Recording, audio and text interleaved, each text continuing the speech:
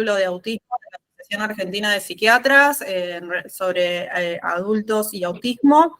Va a presentar hoy la clase sobre intervenciones de terapia cognitivo-conductual para autismo. Es la presidenta del capítulo de autismo de la AP, que es la licenciada María del Milagro Sarno. Ella es psicóloga de la Universidad de Buenos Aires, especialista en terapia conductual, también de la Universidad de Buenos Aires, donde también es docente.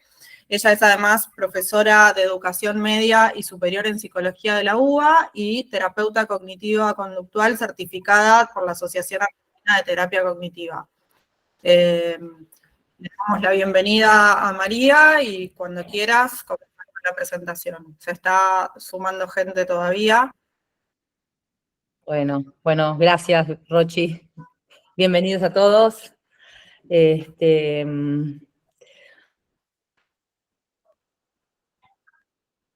Ahora voy a esperar un minutito, chiquitito, 5 minutos, ¿les parece? Como para ver si... Bien, la idea es hablar hoy de terapia cognitiva para autismo, terapia cognitivo-conductual para autismo. Durante la presentación va a estar hablando María. Quien tenga preguntas durante la presentación las puede escribir en el chat y al final María va a responder preguntas. La idea es que prioricemos preguntas que tengan que ver con la temática de la clase y al final también, va a haber un espacio de intercambio, pero sí pueden ir escribiendo al chat.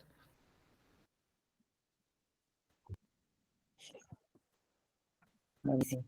Así que bueno, paso otro archivo. Después va a haber una segunda parte del curso que vamos a abordar la temática relacionada con el autismo y trastornos alimentarios, perfeccionismo clínico y autismo, autismo y estrés postraumático. Y va a estar también una médica psiquiatra que trabaja con adultos en lo que es transición hacia la vida adulta. Así que bueno, después eso va a venir de marzo a junio, creo, el otro curso, y después arranca nuevamente en agosto. Así que después van a recibir la invitación, ¿sí?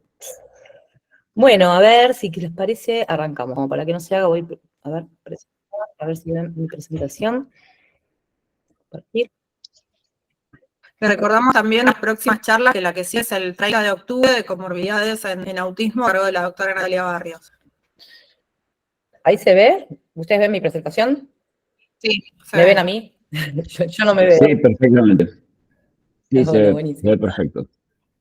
Bueno, genial. Sí, se ve todo. ¿Miguel? No. Sí, Miguel, sí, bueno, Miguel. sentemos Miguel. Vamos a saludar a Miguel. Me lo saco. No, está bien, ya estoy acá. En la M. Acá está Miguel, presidente del capítulo de autismo. Bueno, no te veo. Ahí, bueno, hola. Ahí voy de nuevo.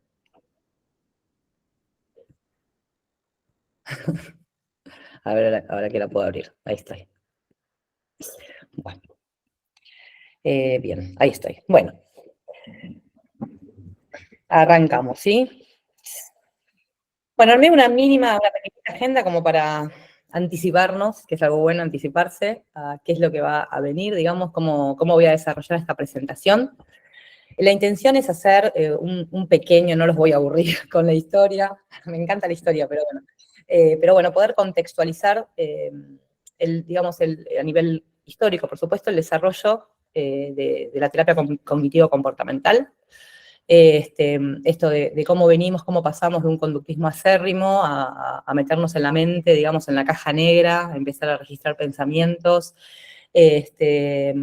creencias, distorsiones cognitivas, a terminar hablando de valores, de la importancia, del sentido de la experiencia también y de la existencia humana, ¿no? Así que bueno, después voy a hacer un desarrollo respecto de las técnicas cognitivas, conductuales y también de tercera ola que nos acompañan, digamos, y que vamos utilizando, bueno, para abordar diferentes problemáticas con personas dentro del espectro, ¿sí? Bueno, la psicoterapia tal como la conocemos se inicia en la última década del siglo XIX con los trabajos de Freud, Sigmund Freud y Pierre Janet, básicamente sobre lo que hoy denominaríamos los trastornos emocionales y de la personalidad.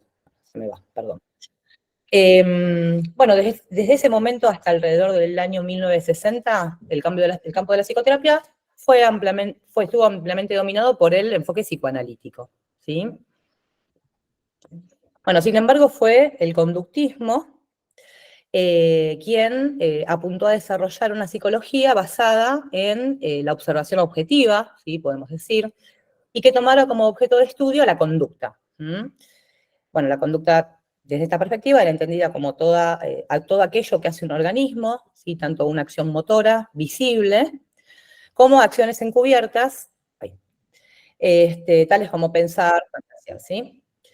La psicología conductista evita, ¿sí? Toda explicación que apela al concepto de mente, y en general a todo intento de explicar la conducta humana por causas internas. Acá claramente hay un distanciamiento de lo que era el psicoanálisis, ¿no?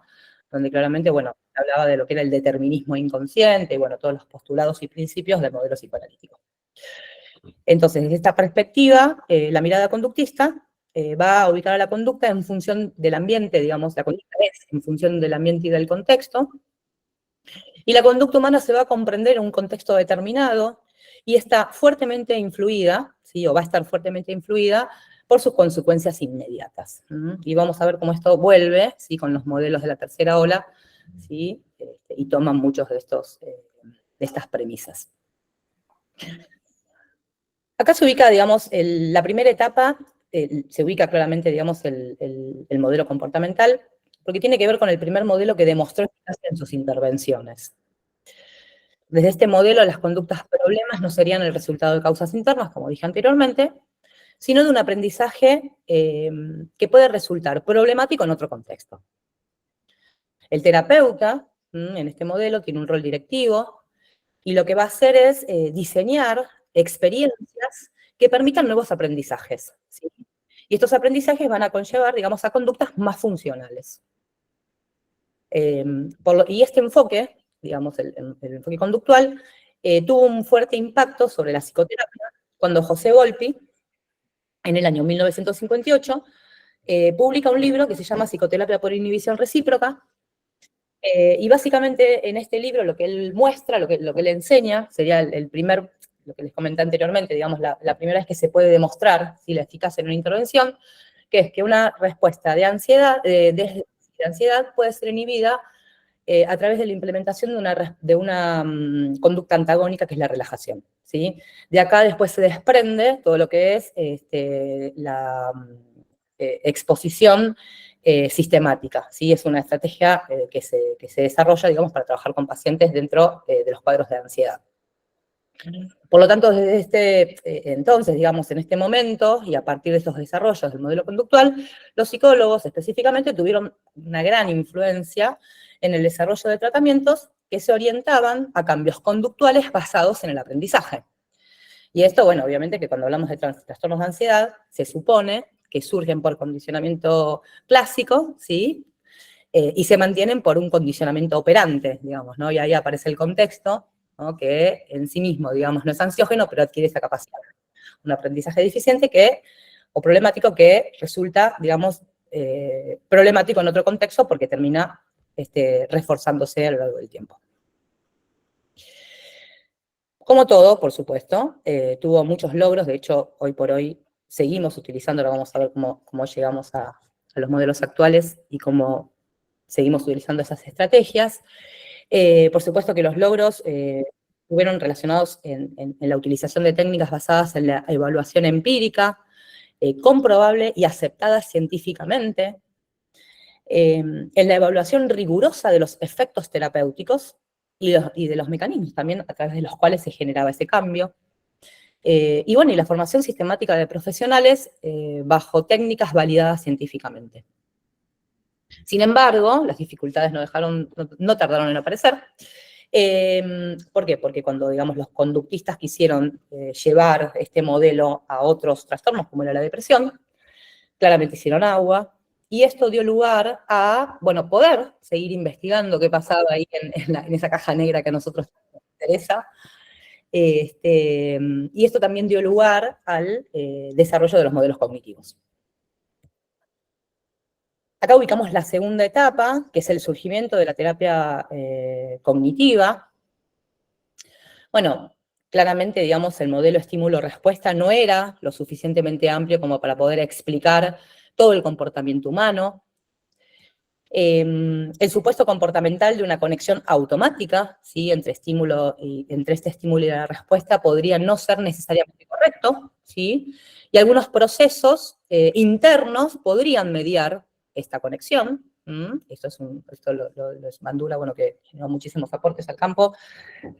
Y Michenbaum y Goodman, en el año 1971, señalaron que cuando las personas se hablan a sí mismas, ese autodiálogo interno funciona como un control, como un regulador, ¿no? O como un control significativo de la conducta y de las emociones, ¿sí? Entonces ahí aparece claramente el rol del pensamiento como un factor mediacional, ¿no? Claramente, digamos, el gran desencanto en los años 50 por explicar los fenómenos psicológicos solo por el comportamiento, ¿sí? Dio lugar, ¿sí?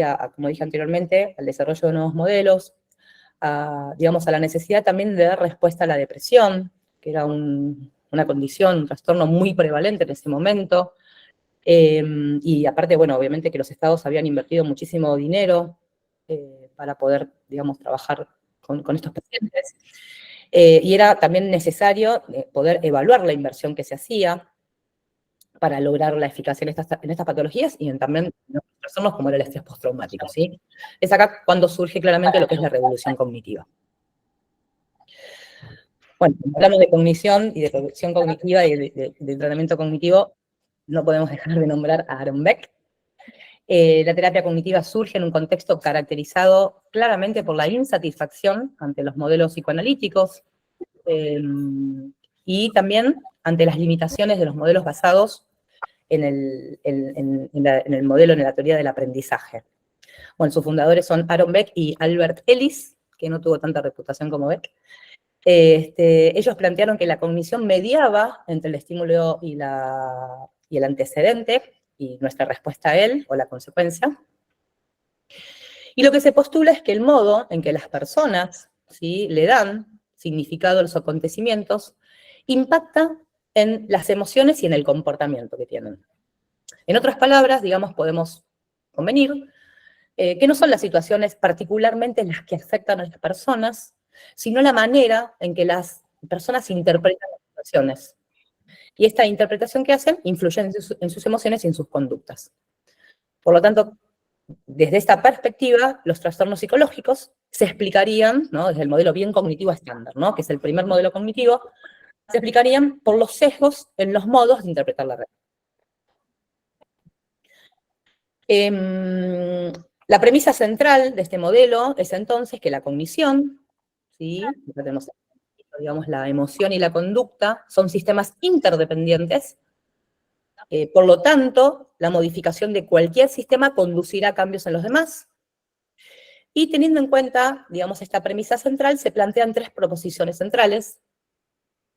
La primera es que los procesos cognitivos afectan la conducta, que la actividad cognitiva puede ser monitoreada y modificada, y que los cambios en las cogniciones de las personas, es decir, en sus pensamientos, en las interpretaciones, en sus creencias centrales, o en sus creencias intermedias, pueden conducir al cambio de la conducta disfuncional. Bueno, estas tres proposiciones centrales de la TCC fueron actualizadas por Beck y Dossois en el año 2010 bajo tres hipótesis básicas. Estas hipótesis centrales, la primera es la hipótesis de acceso, ¿sí?, que plantea que con entrenamiento, con motivación y atención apropiados, pensemos que esto es lo que vamos a hacer con nuestros pacientes, ¿no?, cuando trabajemos con ellos, una persona puede llegar a ser consciente de los contenidos de su pensamiento, si hablamos de un modelo cognitivo estándar, o del proceso cognitivo, que muchas veces se encarga como intento de regulación emocional, ¿sí?, que podemos hablar ya de procesos cognitivos desadaptativos. Rumiación, preocupación excesiva, perfeccionismo clínico. La hipótesis de mediación, que la forma en que las personas piensan, interpretan y construyen eventos en su mente va a influenciar las respuestas emocionales que van a tener, ¿sí?, sus comportamientos claramente. Y la hipótesis de cambio refiere a que todas las personas pueden llegar a ser mucho más funcionales y adaptativas si logran modificar intencionalmente sus respuestas cognitivas, digamos, y de comportamiento a las circunstancias que enfrentan.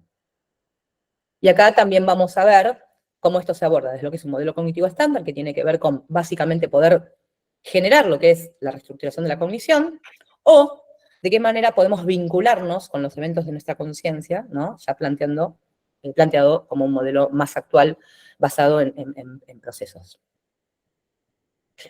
Entonces, el objetivo final, por supuesto, de este primer modelo cognitivo es la reestructuración de la cognición. Cuando se habla de reestructuración de la cognición, no se piensa en decir, bueno, hay que pensar bien o mal, sino en ser realista y adaptativo.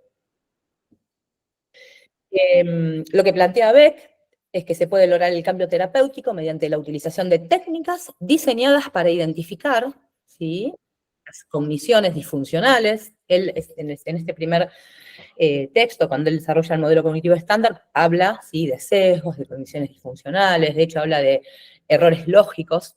Pensemos que es bien el modelo cognitivo estándar que se basa en el contenido de los pensamientos. Ponerlos a prueba y modificar las creencias disfuncionales, esquemas que subyacen a esas cogniciones, ¿sí?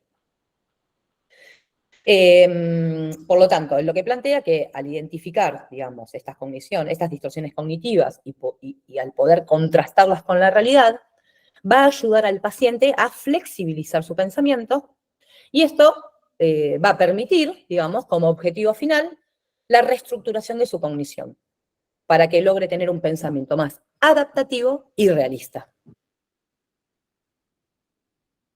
Bueno, teniendo en cuenta esta perspectiva, podemos plantear que Beck planteó que la cognición patológica se caracteriza por ser rígida, disfuncional e idiosincrática, y la salud mental, por lo tanto, se asocia con la flexibilidad cognitiva.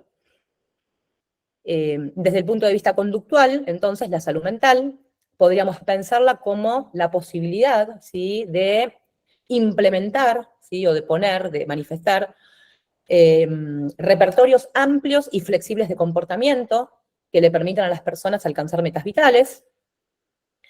Desde el punto de vista emocional, podemos pensar que la salud mental consiste en alcanzar cierto grado de regulación emocional,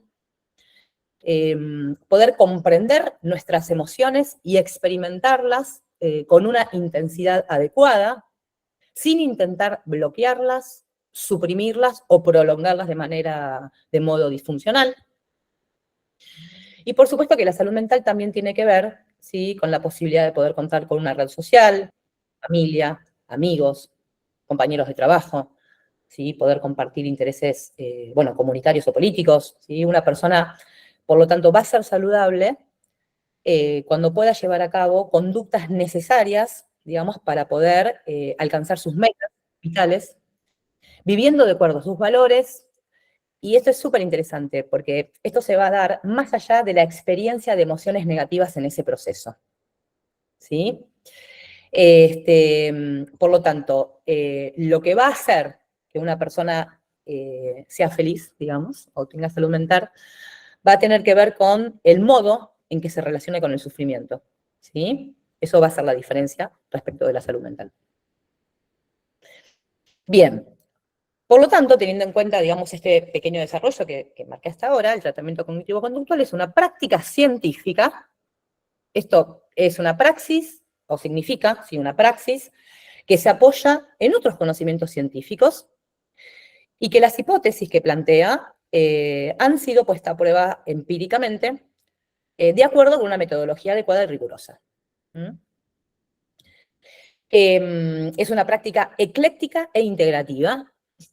Cuando hablamos de integracionismo nos referimos a un modelo, ¿sí?, o la integración de diferentes modelos en un abordaje consistente y sólido, y al eclecticismo, ¿sí?, a la utilización de diferentes técnicas o procedimientos, ¿sí?, de otros modelos, ¿sí?, como nosotros vimos anteriormente, conductuales, y también vamos a ver que la TCC incorpora técnicas, ¿sí?, orientales, de meditación, de mindfulness, ¿no?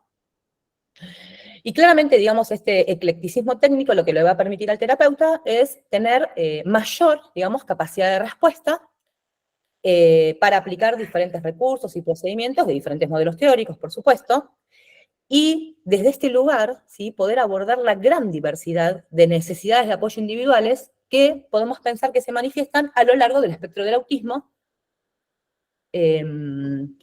por supuesto, para nuestro paciente, ¿sí?, y pensando este paciente con estas características, con esta cultura, con sus preferencias, con sus intereses restringidos, ¿sí?, con sus actividades, con su perfil cognitivo, cuál va a ser la mejor evidencia en investigación, ¿sí?, cuál va a ser la mejor estrategia que lo va a ayudar, ¿sí?, a conectar con sus metas, ¿sí?, vitales, con sus valores, o con, bueno, con lo que quiera llegar a hacer en su vida. Entonces, bueno, acá vemos cómo técnicamente también se van a incluir prácticas de mindfulness o de atención plena. 3 slides nada más de esto, como para poder pensar, digamos, cuál es la definición de atención plena o mindfulness. Atención plena o mindfulness refiere a prestar atención de manera particular con propósito, ¿sí?, en el momento presente y sin emitir juicios de valor, ¿sí?, respecto de la experiencia. Por lo tanto, digamos, esta particular forma, ¿sí?, de atender va a permitir una toma de conciencia no elaborativa, no prejuiciosa, centrada en el presente, en donde cada pensamiento, sentimiento o sensación que aparece en el campo atencional va a ser tenido en cuenta y aceptado tal como es. Y esto es súper interesante, porque en realidad tiene 2 partes, digamos, esta práctica.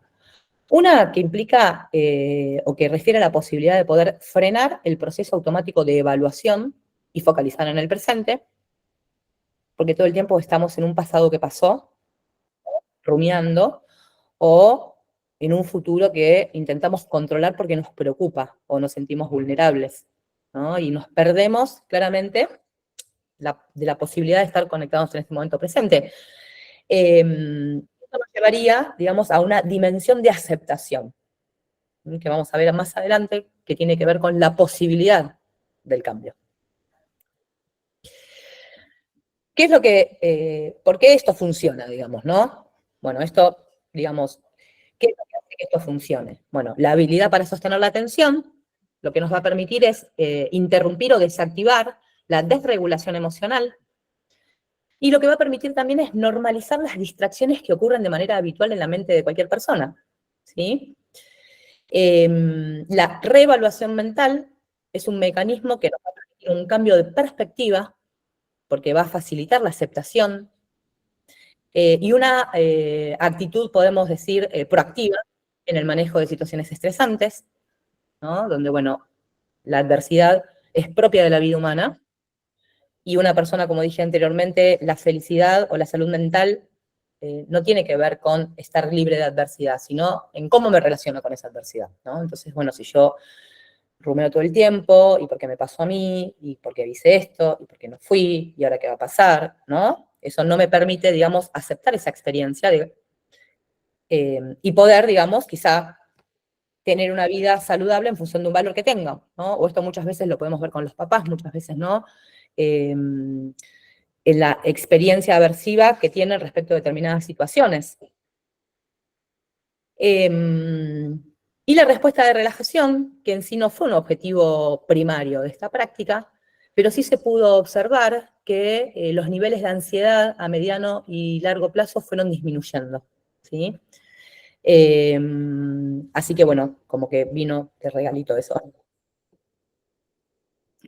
Ahora, bueno, ¿cómo planificamos un tratamiento TCC? Bueno, cuando hablamos específicamente del trastorno del espectro del autismo, nosotros, digamos, podemos pensarlo como una condición, ¿sí? Un modo de ser en el mundo, que en realidad eso per se no, nada, bueno, es una forma de ser, digamos, es una condición, pero sí lo que vamos a trabajar con las comorbilidades, ¿sí?, de nuestros pacientes. Decimos que muchas veces podemos pensarlo como un trastorno adaptativo, ¿sí?, que ante determinados momentos de la vida generan, digamos, la rigidez cognitiva podría, digamos, mediar o interferir en procesos adaptativos, ¿no? Y en esta capacidad dialéctica de poder modificarnos a nosotros mismos y poder generar recursos adaptativos para sortear la adversidad. Por lo tanto, generalmente muchas veces los pacientes vienen o por las comorbilidades, por síntomas ansiosos o depresivos, o muchas veces vienen, digamos, y nosotros podemos detectar determinadas dimensiones de psicopatología, como son, bueno, la inflexibilidad cognitiva, la rumiación, la preocupación excesiva, el perfeccionismo clínico, que funcionan como factores de mantenimiento, ¿sí?, de síntomas ansiosos y depresivos.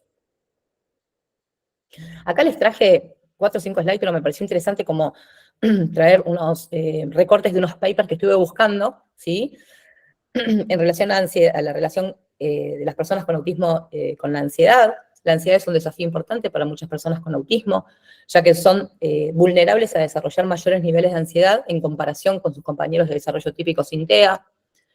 Y los problemas de ansiedad están relacionados con mayores dificultades en salud mental.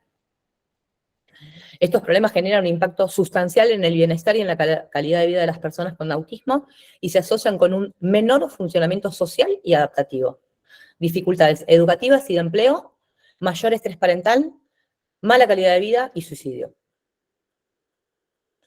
En un estudio llevado a cabo por Rogers en el año 2012, los niveles más altos de insistencia en la igualdad se asociaron con mayores niveles de ansiedad por los temores asociados a la incertidumbre. De manera similar, varios estudios relacionaron la manifestación conductual de inflexibilidad, ¿sí?, cognitiva o comportamental, con niveles elevados de ansiedad. Los trastornos depresivos en personas con autismo con frecuencia dan lugar a un deterioro funcional adicional, costos de tratamiento y una carga para cuidadores, lo que conlleva a un mayor riesgo de enfermedades médicas, mal funcionamiento en la adolescencia, en la edad adulta y muerte por suicidio. Este es un estudio que se llevó a cabo hace 2 años, 1 año, perdón. Preocupación excesiva como un proceso cognitivo desadaptativo, que muchas veces las personas en sí preocuparse no está mal. El tema es cuando lo utilizamos como una estrategia de afrontamiento, porque las personas tienen creencias, ¿no? Si me preocupo, las personas responsables se preocupan, si me preocupo las cosas, digamos, voy a poder controlarlas. Hay metacreencias positivas respecto de la utilidad de la preocupación como una estrategia de afrontamiento. Esto encarga el proceso cognitivo, pero luego aparecen, digamos, las metacreencias negativas que están relacionadas con la incontrolabilidad, ¿sí?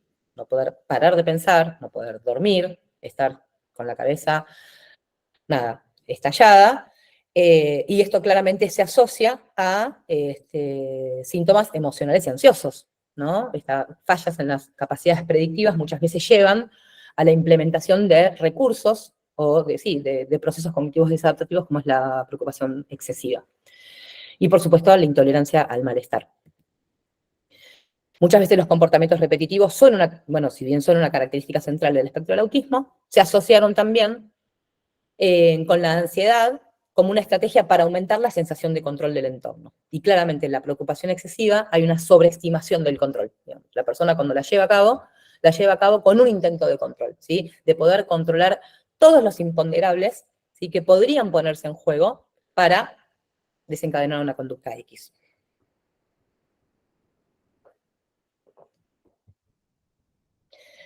La rumiación, bueno, otro proceso cognitivo desadaptativo que las personas la utilizan como un intento de regulación emocional, a través del cual se preguntan, ¿sí?, acerca de las causas del malestar, de cómo pasó tal cosa, y si hubieran hecho tal otra, y esto que va a pasar, y cómo voy a terminar, ¿no? Digamos, donde se ponen en juego claramente los sesgos de la memoria, a diferencia de la preocupación excesiva, que está marcada por los sesgos de la atención.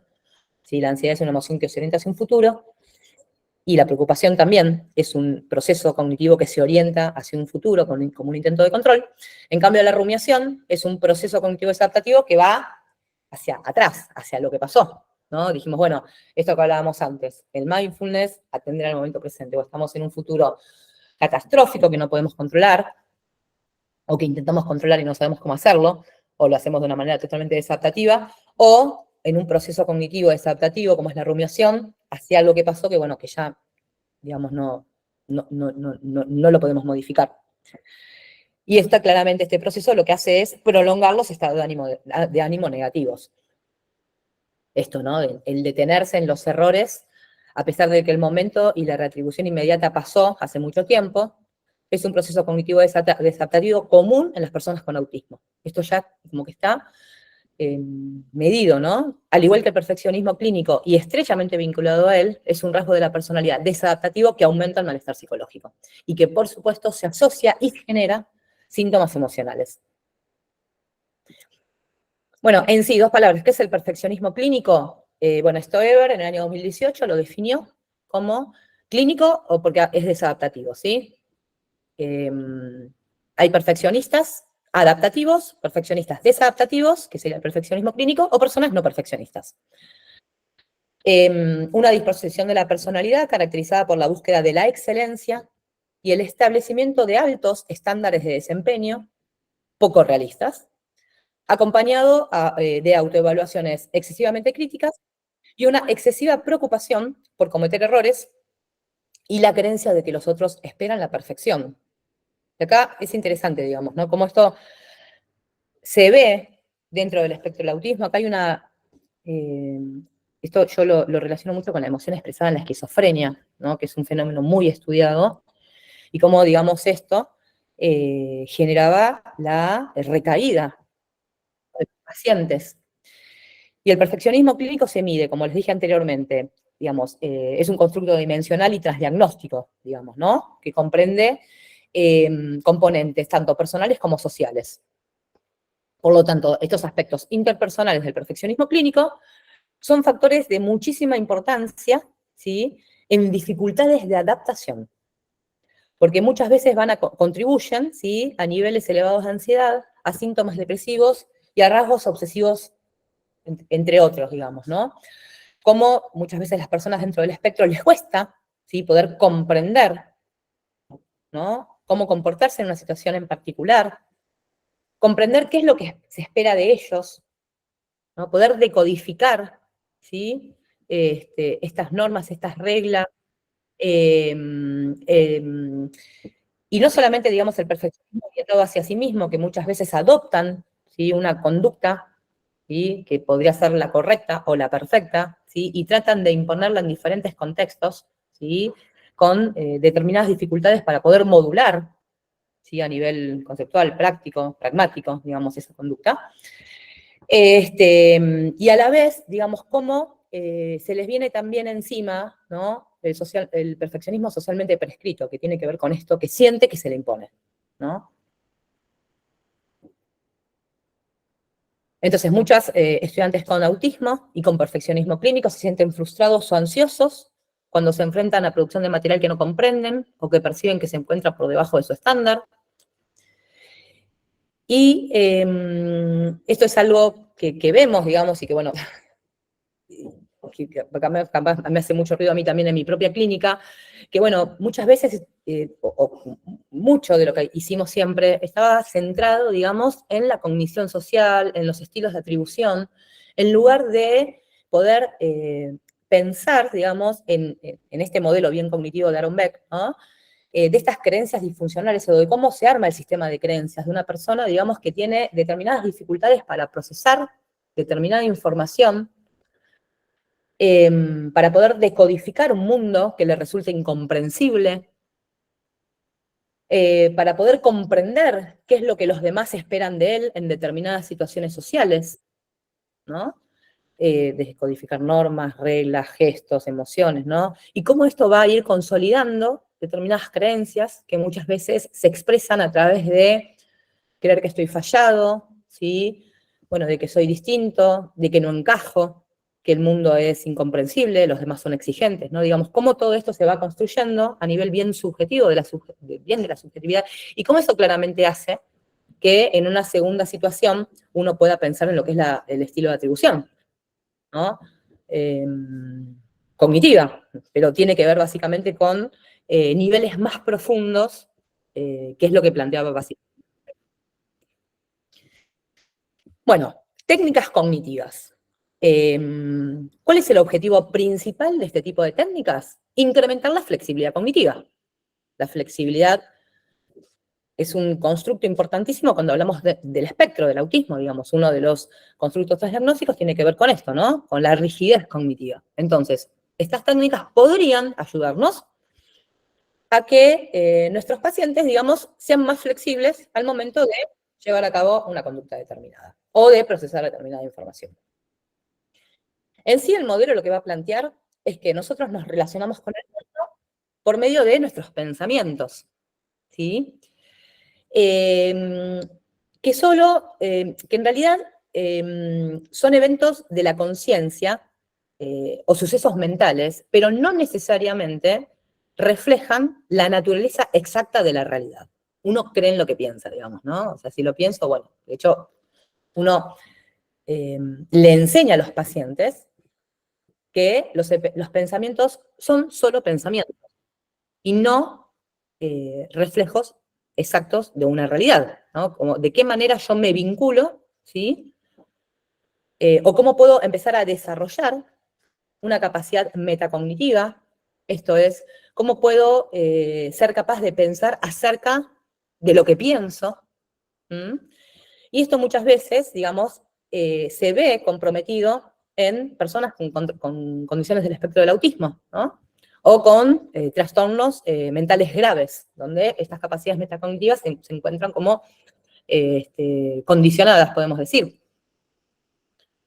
Entonces, a los pacientes les vamos a explicar, esto es algo muy importantísimo, y ahora vamos a ver cuál es la estrategia que vamos a utilizar, el papel de digamos, qué rol tiene la cognición, ¿sí? En el origen y mantenimiento de muchos de sus problemas, de modo de que, bueno, por supuesto sean capaces de comprender el fundamento que hay detrás de la utilización de determinadas técnicas, ¿no? Esto es importantísimo, ¿no? Poder comprender por qué hago algo, y cuál sería el rol del pensamiento del modo en que me vinculo con los eventos de mi conciencia en relación al sufrimiento o el malestar psicológico.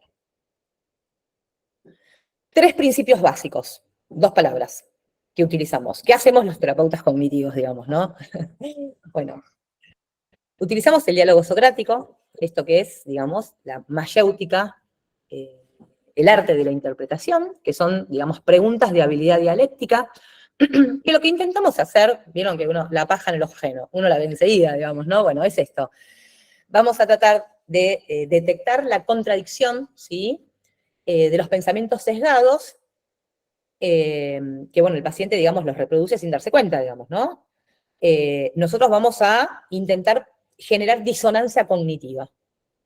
Como ponerlo, digamos, esto, digamos, ¿no? Bueno, pero si me decís esto, pero ¿qué pasa, no? Generar bueno, ¿qué pienso de lo que estoy pensando, digamos? ¿Me hace ruido este pensamiento? Si dije una cosa, bueno, generar a través de un diálogo, ¿sí? De preguntas y repreguntas, tratar de generar esta disonancia.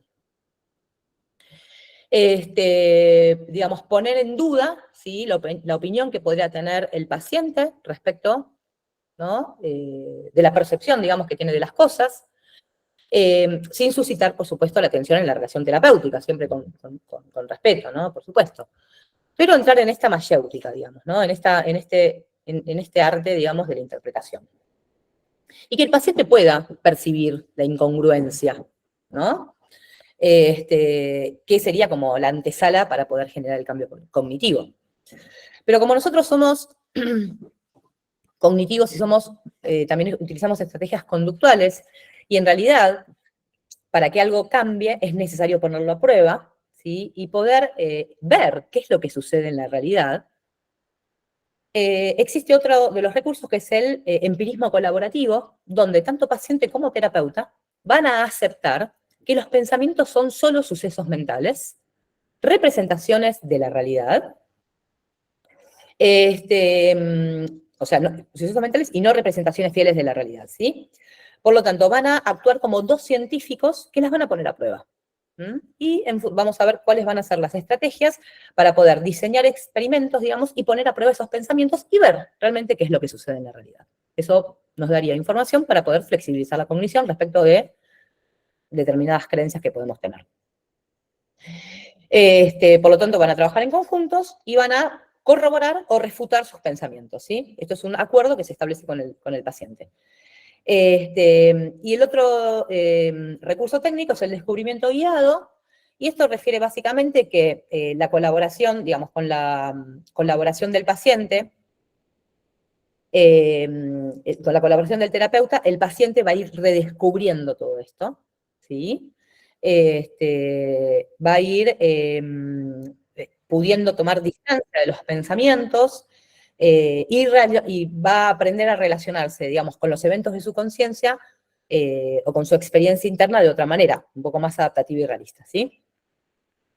El terapeuta no es que le va a impartir información, sino lo que va a hacer es ayudar al paciente a encontrar la respuesta, ¿sí? A sus preguntas, pero de modo guiado. O sea, lo va a acompañar en todo este proceso. Bien. Psicoeducación. Bueno, es la estrategia cognitiva por excelencia. Creo que es algo que usamos todos. La psicoeducación en realidad se originó en la práctica médica, cuando se hicieron evidentes las ventajas clínicas de informar a los pacientes respecto de sus problemas, de sus enfermedades, ¿sí? Por lo tanto, bueno, se originó por fuera de lo que es la tradición cognitiva, y esta técnica, digamos bien en la psicoterapia cognitiva, lo que intenta hacer es proveer información nueva para que el paciente, digamos, pueda tener nuevas alternativas, ¿sí? O pueda crear nuevas alternativas a las hipótesis disfuncionales que tiene. Vieron que uno en realidad entra en este loop, ¿no?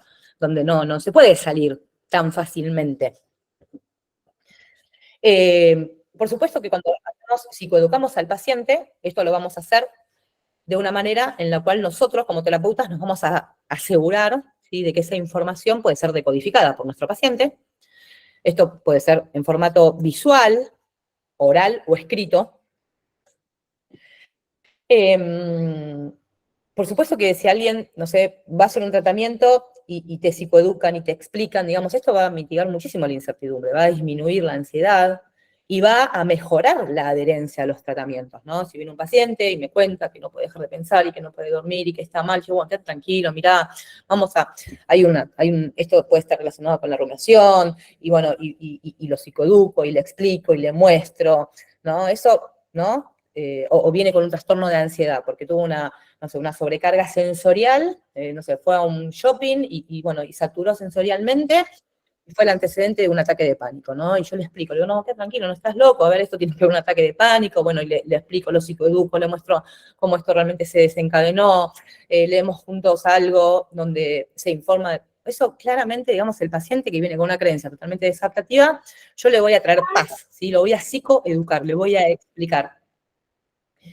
Le voy a dar ejemplos concretos en su vida. Bueno, y como dije anteriormente, claramente, digamos, en un lenguaje acorde para que el paciente lo pueda comprender. Como hay pacientes que son muy inflexibles y que requieren de digamos, la psicoeducación es la antesala de cualquier estrategia que vayamos a llevar a cabo con nuestros pacientes. Lo tenemos que psicoeducar, ¿sí? ¿Por qué? Porque todos generalmente sufrimos por creencias erróneas que tenemos, ¿sí? Por lo tanto, cuando brindamos información objetiva, correcta, ¿sí?, sobre nuestros problemas, sobre el diagnóstico, esto nos va a permitir generar un punto de vista alternativo y más funcional, ¿sí?, ante las experiencias que tenemos. Nos va a permitir comprender, ¿sí? Así que la psicoeducación, bueno, de hecho en los protocolos modulares siempre tenemos módulos de psicoeducación. Bueno, hay pacientes que quizá son más cognitivos, digamos, o enganchan más rápido, o lo comprenden más rápido, o la situación emocional los lleva a que puedan tener una actitud, una comprensión mejor de la situación, y hay pacientes que requieren mucho más tiempo, ¿sí? Pero esto nunca lo podemos dejar de pasar por alto. Nos tenemos que tomar todo el tiempo necesario, ¿sí?, para que el paciente comprenda qué es lo que le pasa, qué es lo que vamos a hacer, qué información le vamos a dar para que el paciente, pueda democratizar, ¿sí?, y tener nueva información que permita, digamos, democratizar esas ideas.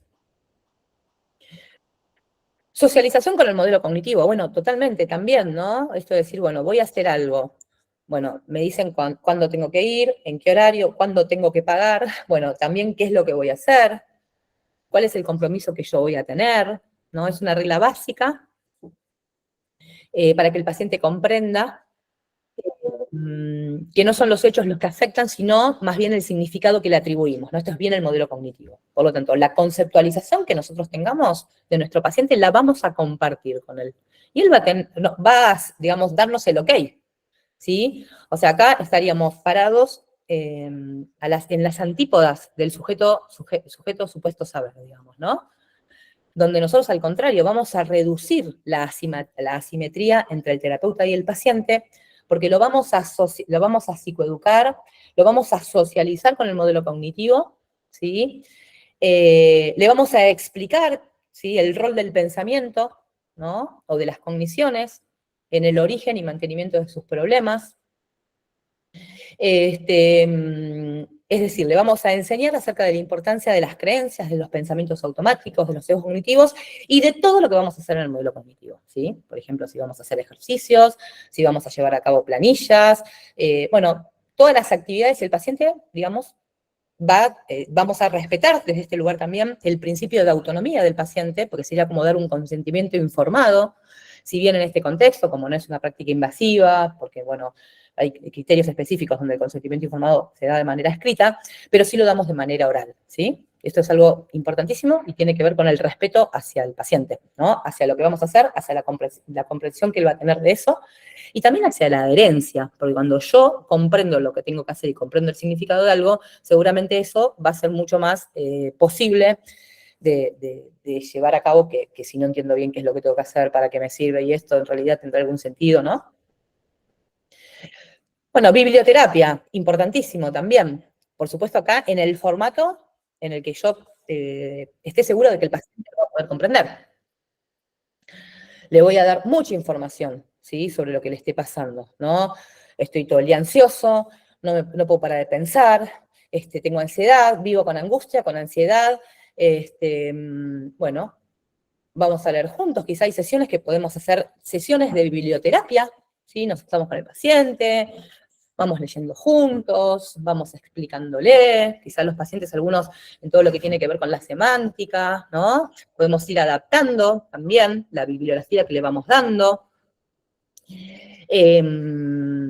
Podemos también sugerir lecturas útiles, digamos, en función del tema que tratamos en terapia.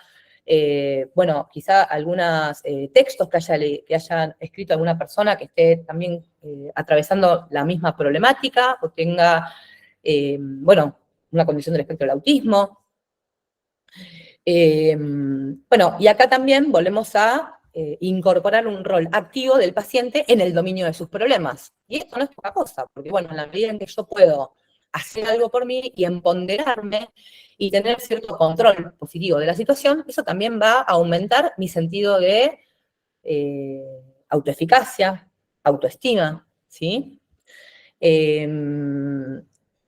Nada, lo que se sabe, digamos, y está comprobado, es que brindar información objetiva mediante la lectura, ¿sí?, por lo tanto, ayuda a los pacientes a disminuir su ansiedad, iniciar el tratamiento también.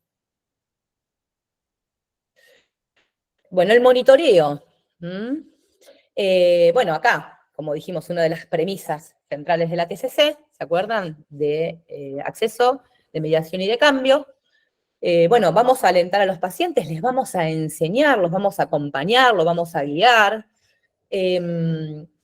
para que puedan monitorear sus condiciones, ¿sí? ¿Y qué les vamos a enseñar? Que tienen que prestar especial atención cuando sienten una emoción negativa, ¿no? Y ahí decir, bueno, bucear, a ver, ¿qué está pasando por mi mente? ¿Con qué me enganché? ¿No? Esto yo lo hago todo el tiempo, capaz que voy en el auto y, no sé, si me angustio y digo, ¿qué me pasó? ¿No? Digamos, esto de decir, bueno, a ver, el sensor emocional, bueno, me lleva a bucear mi mente, ¿no? A poder, con atención, con intención, poder identificar si me enganché en un proceso cognitivo desadaptativo, si tengo una idea, a una preocupación que no puedo soltar, ¿sí? El monitoreo y registro adecuado de pensamientos de alta tensión, de las creencias o imágenes, son esenciales y constituyen pasos previos a todo intento de desafiar esas cogniciones, ¿no? Acá estamos como enganchando ese modo en el cual, ¿no? Este modelo bien de procesar, estamos parados bajo el paradigma, ¿no? Del procesamiento de la información, podríamos decir. Como dije anteriormente, el paradigma de la teoría del aprendizaje es un modelo más conductual, y acá estaríamos parados sobre lo que es el paradigma de procesamiento de la información. El modo en que yo proceso la información, me relaciono con la adversidad, hace la diferencia, ¿sí? Y hace que yo experimente determinadas emociones.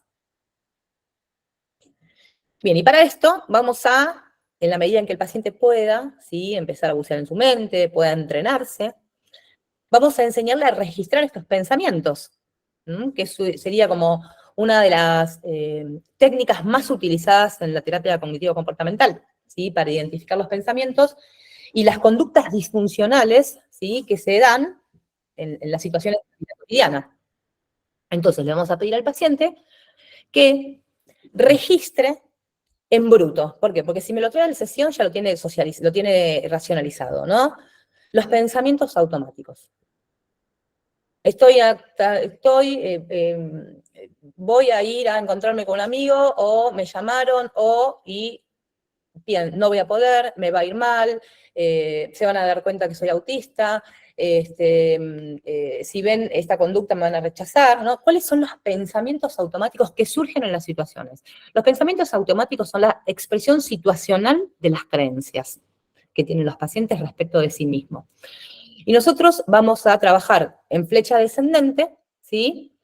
A partir de esos pensamientos vamos a ir en flecha descendiente hacia lo más implícito, que son las creencias intermedias, que son reglas, presunciones o afirmaciones condicionadas, que nos armamos muchas veces de manera rígida para defendernos, ¿sí? Y para manejar la adversidad, ¿sí? Entonces, a partir de este registro de los pensamientos en bruto, que le vamos a pedir al paciente que los registre, después vamos a intentar poder vislumbrar, digamos, cuáles serían los sustratos más profundos a nivel cognitivo, cuáles son las creencias del paciente, que se fueron construyendo, por supuesto, a través de experiencias, ¿sí? Pero que dejan de ser funcionales muchas veces, porque llevan a la evitación, llevan a experimentar emociones displacenteras, ¿sí? Y muchas veces son tan rígidas esas reglas que se ponen los pacientes, que se quiebran, ¿sí? Entonces, le vamos a pedir al paciente que registre, acá dice en un cuaderno, bueno, ya el cuaderno ahora estamos con el celular, así que bueno, en el celular, sus pensamientos automáticos para luego trabajarlos, ¿sí? en la terapia. Entonces, ¿cuál es el sensor? La emoción.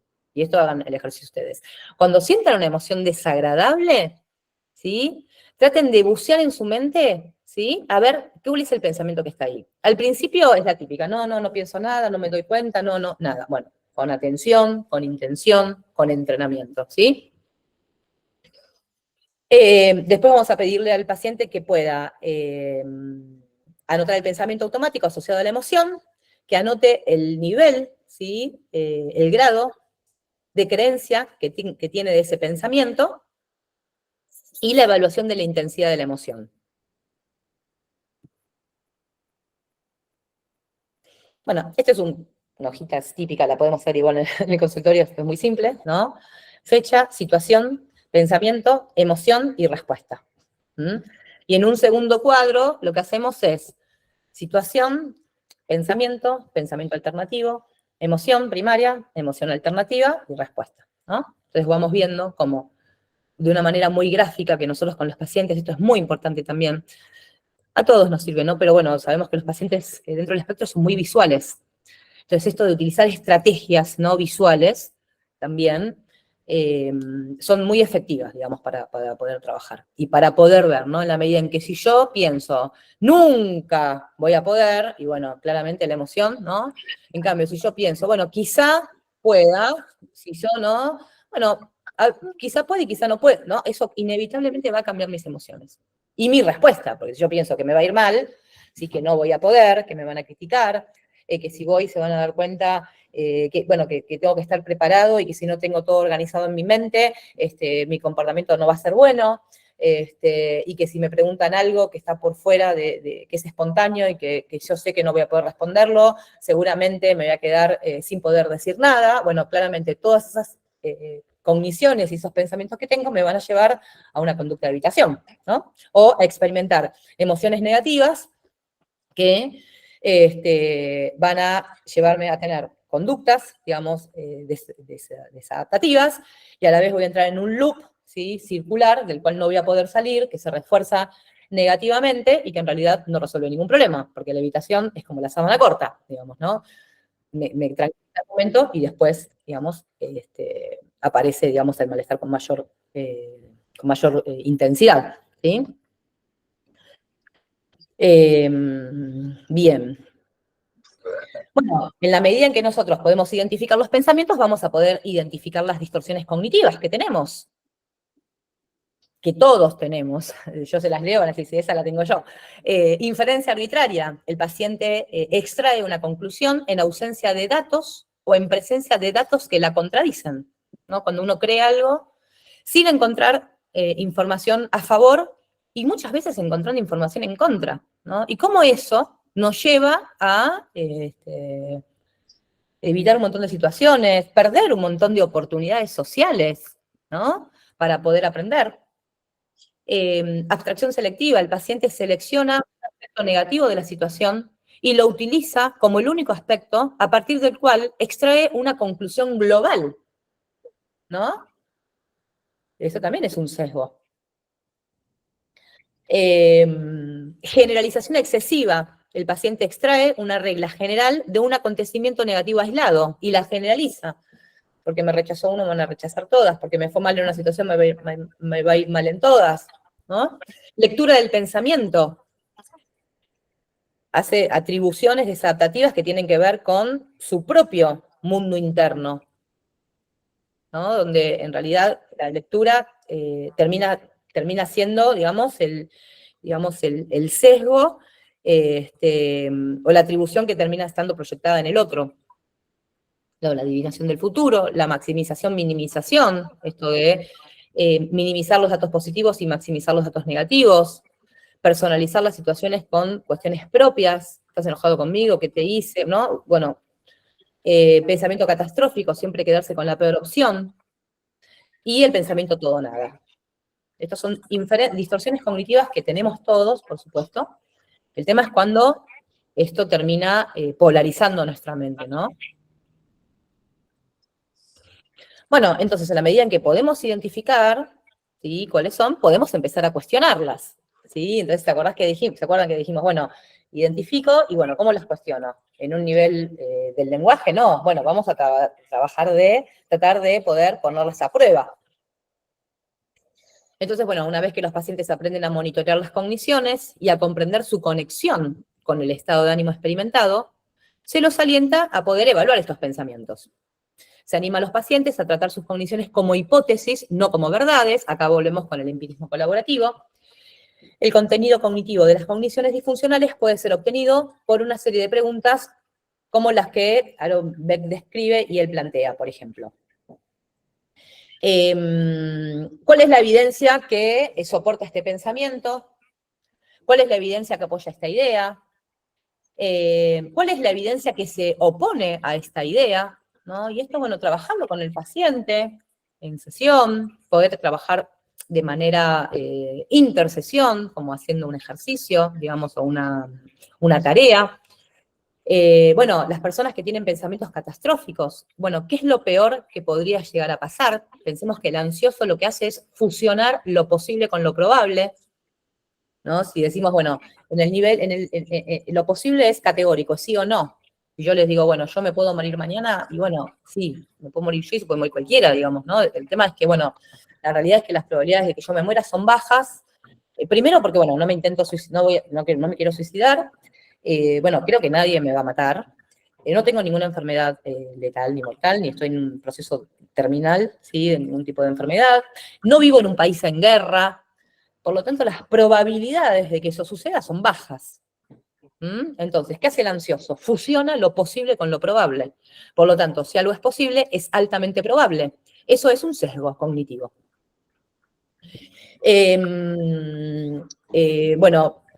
Bueno, de ahí volvemos, ¿no? Podemos pensar cuál sería el resultado más probable que podría llegar a suceder en una dimensión. Bueno, tratamos de, a través de preguntas, ¿sí? De poner a prueba estas cogniciones para poder generar lo que es la flexibilidad cognitiva, ¿no? Bueno, las técnicas de flecha descendente, que es lo que le comenté anteriormente. Podemos acordar que muchas personas con autismo se perciben a sí mismos como fallados, en un mundo incomprensible, y a los demás como amenazantes, ¿no? Esto que comenté anteriormente, esta emoción expresada de los demás, ¿no? Exigentes, bueno, a mí me pasa mucho como pacientes, que a veces, bueno, nada, capaz que estamos trabajando y estás enojada, me dicen, y yo no estoy enojada, al contrario, capaz estoy re contenta porque laburó re bien, o capaz que pasó algo y yo tuve la culpa y nada que ver, ¿no? Personalizan una situación, porque están acostumbrados en su propia experiencia de muchas veces ser los culpables o de recibir quizá de los demás esto, que construyen creencias, ¿no? Por supuesto, creencias nucleares respecto de sí mismo, ¿no? De estar fallados, de ser vulnerables, de ser fracasados, ¿no? Estas creencias bien globales. Estas creencias globales son creencias globales, abarcativas, que en realidad se dan respecto de uno mismo, del propio self, del mundo de los demás, ¿no? Entonces, con la flecha descendente, ¿nosotros qué vamos a hacer? Vamos a ir desde un pensamiento automático, que es la expresión situacional de una creencia, a ver cuál es el significado de ese pensamiento para poder identificar la regla, la presunción o la afirmación condicionada que sostiene ese pensamiento. Pensemos que somos seres racionales y todo el tiempo podríamos argumentar y contraargumentar lo que hacemos, y si estamos psicóticos lo hacemos a través del delirio, digamos, ¿no? O sea, todo el tiempo, ¿no? Entonces, más allá de que uno vea, digamos, esa distorsión, digamos, o esa regla inflexible, ¿no? Eso está presente todo el tiempo. Entonces, a través de una flecha descendente, nosotros, desde el modelo cognitivo, hablamos de lo explícito y lo implícito. Podemos construir en el espacio terapéutico estas creencias nucleares, digamos, que tienen que ver con percepciones de uno mismo, ¿sí? Teniendo en cuenta esto, ¿no? Desde un pensamiento hacia una regla o hacia lo que es la creencia central, y cómo después uno puede autovalidarse y construir una creencia un poco más adaptativa y realista. O, sí, básicamente ir hacia lo que es la resolución de problemas, ¿no? Si uno quiere modificar algo, bueno, muchas veces lo hace en un proceso terapéutico, pero bueno, siempre en la medida en que podemos hacer, digamos, este trabajo, ¿sí? Bueno, ¿cuáles son las técnicas conductuales más utilizadas? Conductuales y experienciales. Bueno, la exposición, bueno, es una técnica conductual por excelencia, utilizadísima todo el tiempo, y muchas veces la utilizamos con nuestros pacientes, ¿no? Cuando tienen conductas evitativas, trastornos de ansiedad, o cuando están, deprimidos, ¿no? Trabajamos sobre lo que es la activación comportamental. Bueno, puede ser en vivo o puede ser exposición imaginaria. Bueno, y hoy lo que tenemos es la realidad virtual también. Hay muchos protocolos que utilizan diferentes tipos de exposición imaginaria. El protocolo de Edna Foa, que es excelente. Yo una vez trabajé con un paciente que tenía estrés postraumático y trabajamos muchísimo con exposición imaginaria en consultorio. Son exposiciones largas, digamos. Hacen 2 o 3. Es interesantísimo cómo se trabaja en lo que es el procesamiento emocional asociado a la situación traumática. Bueno, generalmente se lleva a cabo en vivo, ¿sí? O en la imaginación. Entonces los pacientes lo que hacen es ponerse en contacto con las señales, con las señales que evocan, digamos, la situación de ansiedad, ¿sí? Entonces, cuando los pacientes se ponen en contacto con estas señales en su imaginación, la exposición se llama imaginaria, ¿sí? Si lo hacen en vivo, bueno, es en vivo, o en realidad virtual, que es algo bastante interesante que se está haciendo ahora.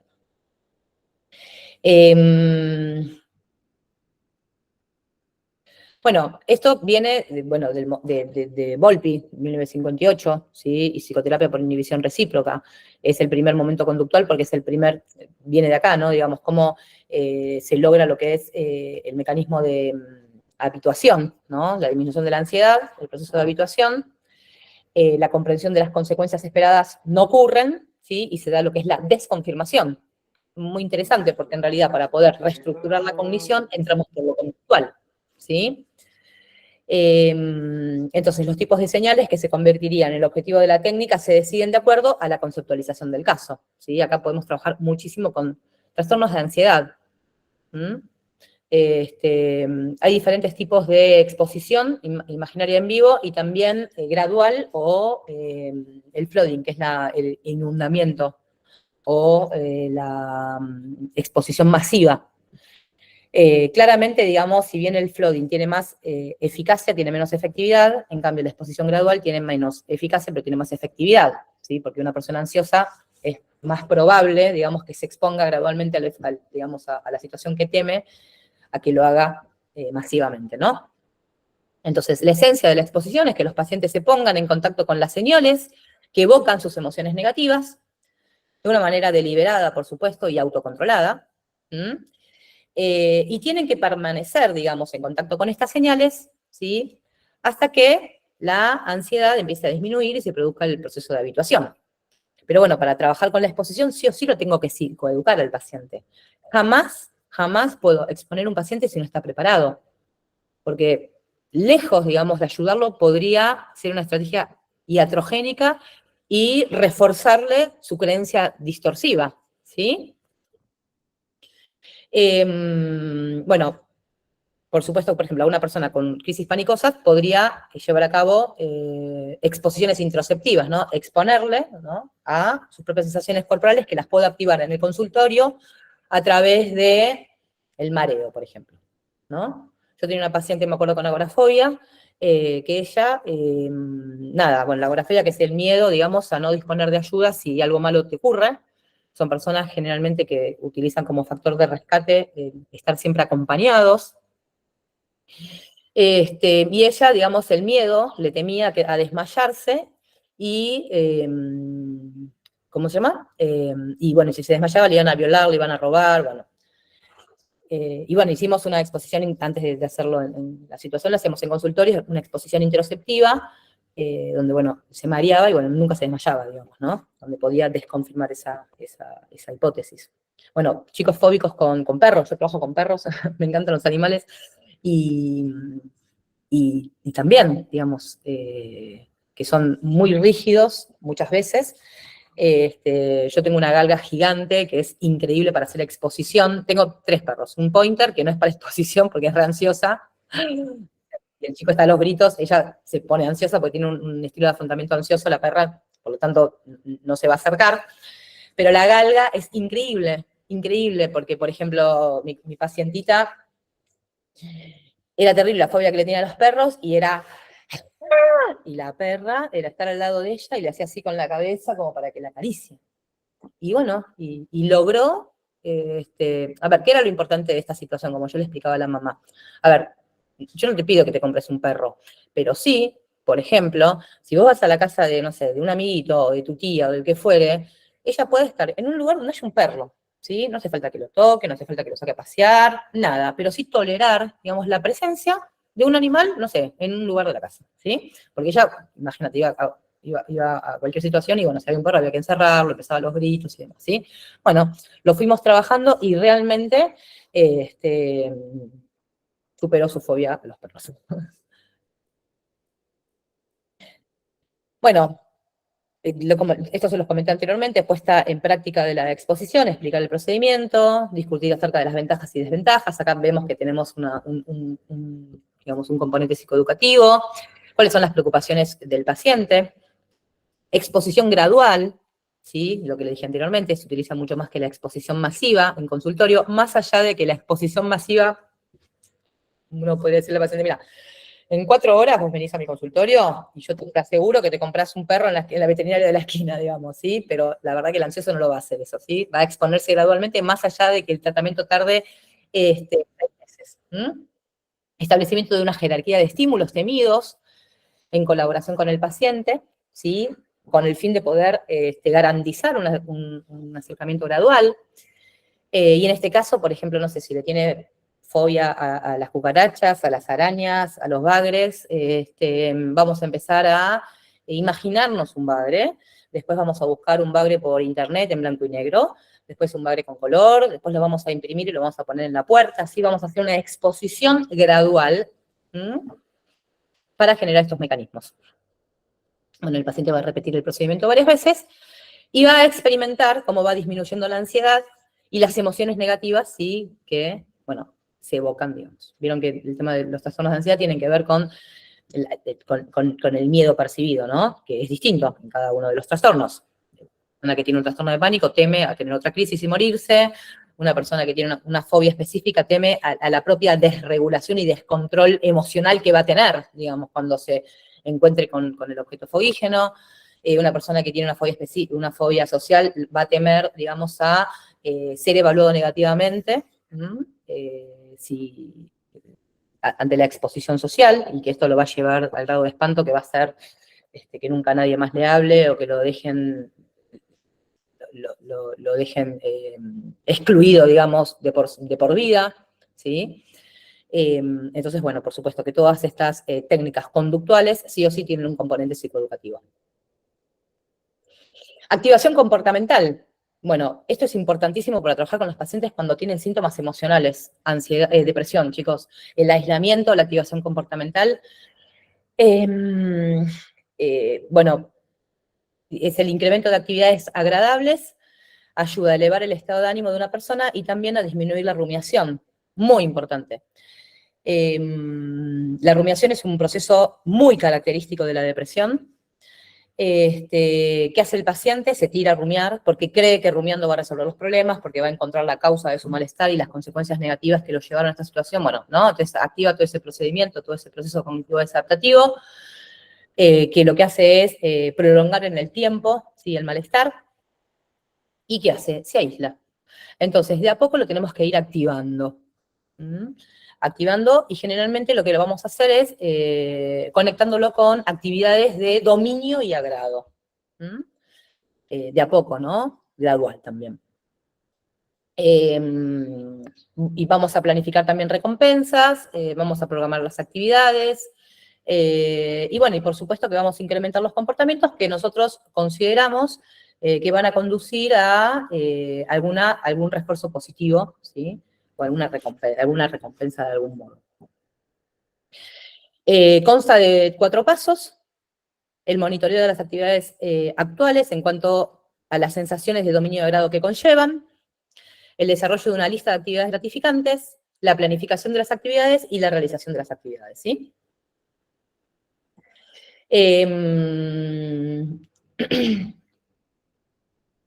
Experimentos conductuales. Bueno, acá volvemos con el empirismo colaborativo, ¿no? Dijimos, bueno, yo tomo mis pensamientos como hipótesis, acuerdo esto con el terapeuta, tanto lo que dice el terapeuta como lo que digo yo son hipótesis que van a ser contrastadas por la realidad, ¿sí? Por lo tanto, después vamos a diseñar experimentos y vamos a ver qué sucede. La terapia cognitiva de Beck, bueno, introdujo la idea de utilizar experimentos para poner a prueba las creencias de los pacientes, y podemos utilizar encuestas a personas significativas del entorno del paciente, desafiar pensamientos que están sesgados y que están provocando sufrimiento, ¿sí? Yo me acuerdo con esta paciente que tenía agorafobia, ella tenía miedo que el pensamiento de ella era, bueno, esto, agorafobia claramente, y entonces no quería viajar en servicio público y viajaba siempre en taxis. Totalmente contrario, digamos, porque en realidad pensamos que un servicio público en colectivo es más seguro que un taxi, que lo paro en la calle y no sé quién me lleva, ¿no? Ahí están los sesgos. Y ella decía, su creencia totalmente disfuncional y distorsiva era que si le pasaba algo, si desmayaba en la calle, le iban a robar, la iban a violar. Y creo que eso es muy poco probable de que suceda, porque la gente es morbosa. Al contrario, cuando alguien está tirado en el piso, viene la ambulancia y los corre para que entre el oxígeno y la persona pueda respirar, digamos, ¿no? O sea, y bueno, y yo un día fui con ella y me tiré al piso, digamos, para que ella pueda saber qué pasó. Después, bueno, yo tratando de explicar que en realidad no, bueno, que no llamen al examen ni nada, que tiene una terapeuta y que estábamos haciendo un trabajo dentro de la terapia, ¿no? Pero bueno, claramente eso fue algo buenísimo. Después tiene otro paciente que él tenía una cosa de mucha personalización, que lo miraban, y bueno, y yo, bueno, y estaba con esto y también salimos a la calle, Y yo salía, digamos, con una actitud que me no, y bueno, y él podía verse, bueno, que en realidad lo miran a él como nos miran a todos, que la gente mira, digamos, ¿no? Es una habilidad social básica que está desde el inicio y bueno, y uno necesita, digamos, mirar. Pero bueno, estos son experimentos súper interesantes y cuando los hacemos con los pacientes, nos ayudan a poder poner a prueba esas creencias, poder flexibilizarlas, ¿sí? Poder tener un comportamiento más adaptativo. Bueno, tipos de experimentos activos en los cuales el paciente tiene un rol principal o experimentos basados en la observación, que es el que les comenté anteriormente, ¿sí? Asignación gradual de tareas, bueno, esta es una estrategia que se puede utilizar cuando un paciente se siente muy deprimido, como les dije anteriormente, o desesperanzado, o demasiado ansioso como para empezar una tarea nueva, compleja o demandante, ¿sí? Entonces, una acción compleja se divide en componentes más pequeños y se le pide al paciente que intente llevarla a cabo de manera secuencial. Entonces, esta estrategia es útil para trabajar muchas veces con el perfeccionismo desadaptativo, que es un rasgo muy presente, digamos, en los pacientes dentro del espectro. También con personas con ansiedad de desempeño, ¿no? O ansiedad social. Y también para poder cuestionar o desafiar creencias de desesperanza. Recordemos que la desesperanza es el indicador, digamos, más descriptivo del suicidio, digamos, ¿no? Esto de que creer que haga lo que haga, nada va a cambiar. Bueno, nada cambia, pero bueno, yo también soy parte del problema, ¿no? Pero el paciente eso no lo ve. Entonces, bueno, esto es, digamos, es muy útil, ¿sí? O es habitual poder utilizarlo al principio de la sesión. Digamos, lo que se espera es que el paciente continúe después con llevando a cabo estas tareas como parte de las tareas para el hogar, digamos, ¿sí? ¿Qué hacemos? Una lista de tareas o actividades importantes a concretar. Bueno, siempre vamos a tratar de jerarquizarlas. Vamos a diseñar una acción inicial, una primera actividad, ¿sí? Llevarla adelante, pues, con el paciente. Bueno, seguir, digamos, de manera gradual llevando a cabo la diferente tarea. Y después, por supuesto, que es lo importante de esto, evaluar resultados, pensamientos y emociones asociadas. ¿Sí? A ver, un paciente que está deprimido, que está tirado en una cama, que no sale, que no se baña, hace una semana. Si solamente lo que tiene que hacer es levantarse, digamos, levantar la persiana y darse una ducha, seguramente sus emociones van a cambiar, ¿sí? Sus pensamientos también van a cambiar, ¿no? Entonces, ¿de qué manera, ¿no? Si puede conectarse con algo de desempeño, de agrado, bueno, si yo después evalúo cómo me siento o lo llevo al paciente, seguramente un cambio va a haber, ¿no? Y ahí entramos nuevamente, ¿cómo entramos a lo cognitivo, pero a través de lo conductual?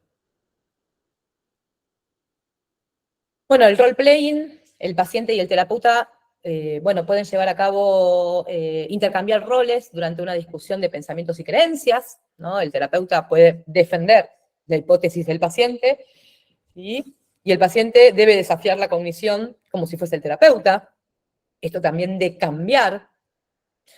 Y esto, por supuesto, que va a colaborar siempre con la posibilidad de poder flexibilizar una idea, ¿no? ¿Y qué es lo que va a permitir también? El distanciamiento. Esto de poder empezar a desarrollar capacidades metacognitivas y ayudar al paciente a actuar como si no creyese en esa idea, digamos, y desafiarla, ¿no? Hacer este distanciamiento, este corrimiento, este descentramiento. Bueno, y las experiencias de modelado, interesantísimo, Bandura, basados en los principios de aprendizaje por imitación. Todos aprendemos de manera incidental y vicaria, y para que una conducta esté reforzada no hace falta que me pase a mí, ¿sí? O no hace falta, digamos, yo puedo aprender a partir de la experiencia de otro.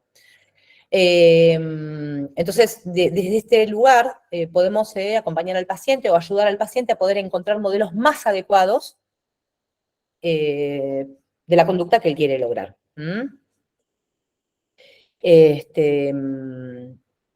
Modelado de modelo, a diferencia de moldeamiento, ¿no? El moldeamiento es una técnica masiva que es para moldear una conducta. Mucho se utiliza con chicos, lo utilizamos muchas veces con ensayos discretos y en tareas independientes. Le moldeamos una conducta y el moldeamiento viene de modelo, dar un modelo o tomar un modelo. Bueno, estrategias de resolución de problemas importantísimos también. Acá trabajamos la función ejecutiva, memoria de trabajo, flexibilidad, inhibición, bueno, conceptos cognitivos, dominios cognitivos muchísimos, que se sustentan claramente en funciones ejecutivas como dominios atencionales. Entonces, bueno, las etapas de resolución de problema pueden resumirse de la manera que está descrita acá. Bueno, la posibilidad de definir un problema, de establecer los objetivos, ¿sí? Bueno, soluciones extraídas de una tormenta de ideas y elegir, evaluar las posibles soluciones, elegir una solución, identificar los pasos para poner en práctica la solución, el ensayo de esta posible solución, la puesta en práctica y evaluar el resultado. Y acá vamos bien con lo que es la preocupación excesiva, ¿no? La diferencia en la preocupación en sí es, a ver, es necesaria, como dije anteriormente, no como un intento de control, ¿sí? ¿Qué sería un intento de control? Decir, bueno, yo hoy tengo que dar la clase, bueno, y si se me corta internet, y si pasa, yo controlé 1000 cosas, tengo 3 computadoras, no sé, hice 1000 cosas y me puse, y si me quedo, y si me pasa algo, y si, ¿no? Tratar de controlar todos los imponderables, ¿sí? Que se podrían poner en juego para que yo no esté dando esta clase. En realidad uno va por lo asertivo. Uno tiene una agenda y decís, bueno, ¿qué hago el lunes? Bueno, hago esto. Uno no piensa, no es que está, bueno, y si no viene, y si pasa esto, y si pasa lo otro, y si no me funciona el teléfono, y si me quedo sin luz, y si me cortan internet. No, uno va por lo asertivo porque uno tiene cierta ilusión de control. En realidad controlamos muy poco, y lo importante es tener una conducta adaptativa y realista, ¿sí? Entonces vamos por lo asertivo y tenemos una agenda y pensamos que va a suceder lo que está en la agenda, ¿sí? Bueno, preocuparse no está mal, el tema es cuando lo usamos excesivamente. Por supuesto que la preocupación en sí encarga determinadas emociones, porque un problema, bueno, hay que afrontarlo, y un problema es un problema, ¿sí? Y esto nos lleva, digamos, la resolución de problemas nos ayuda a llevar a cabo, digamos, una acción que nos preocupa, digamos, un problema, pero de manera práctica, ¿sí? O sea, preocupación orientada a la resolución de problemas.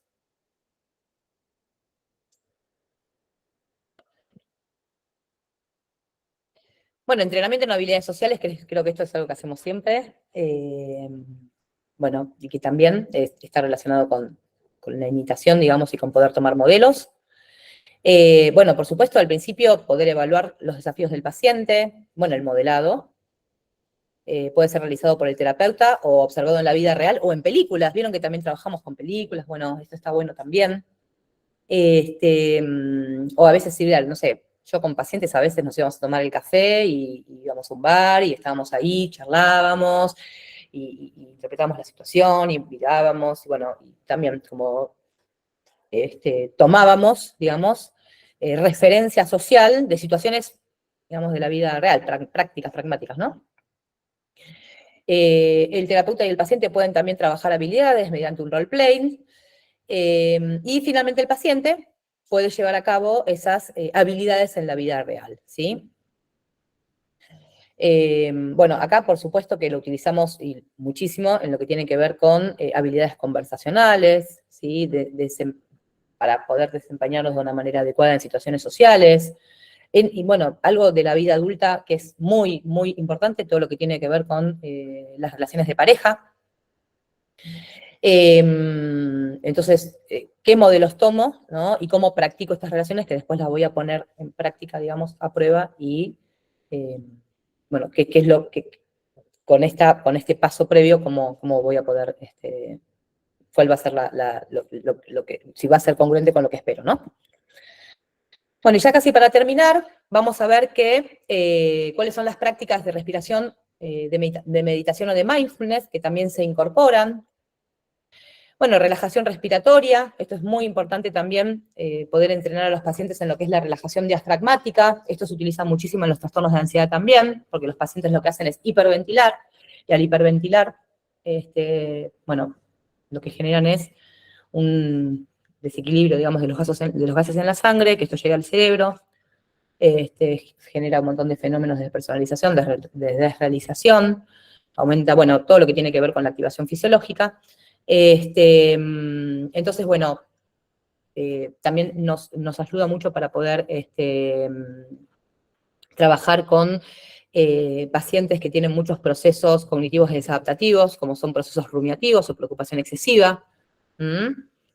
Entonces les enseñamos, digamos, a llevar a cabo esta práctica.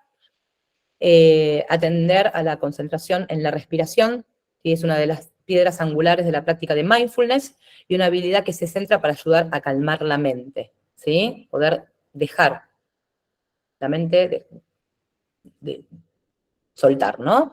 Empezar a vincularnos con nuestra experiencia mental desde otro lugar. Técnicas vivenciales, que son intervenciones cognitivo-comportamentales, que incluyen habitualmente técnicas vivenciales originadas en otras formas de terapia.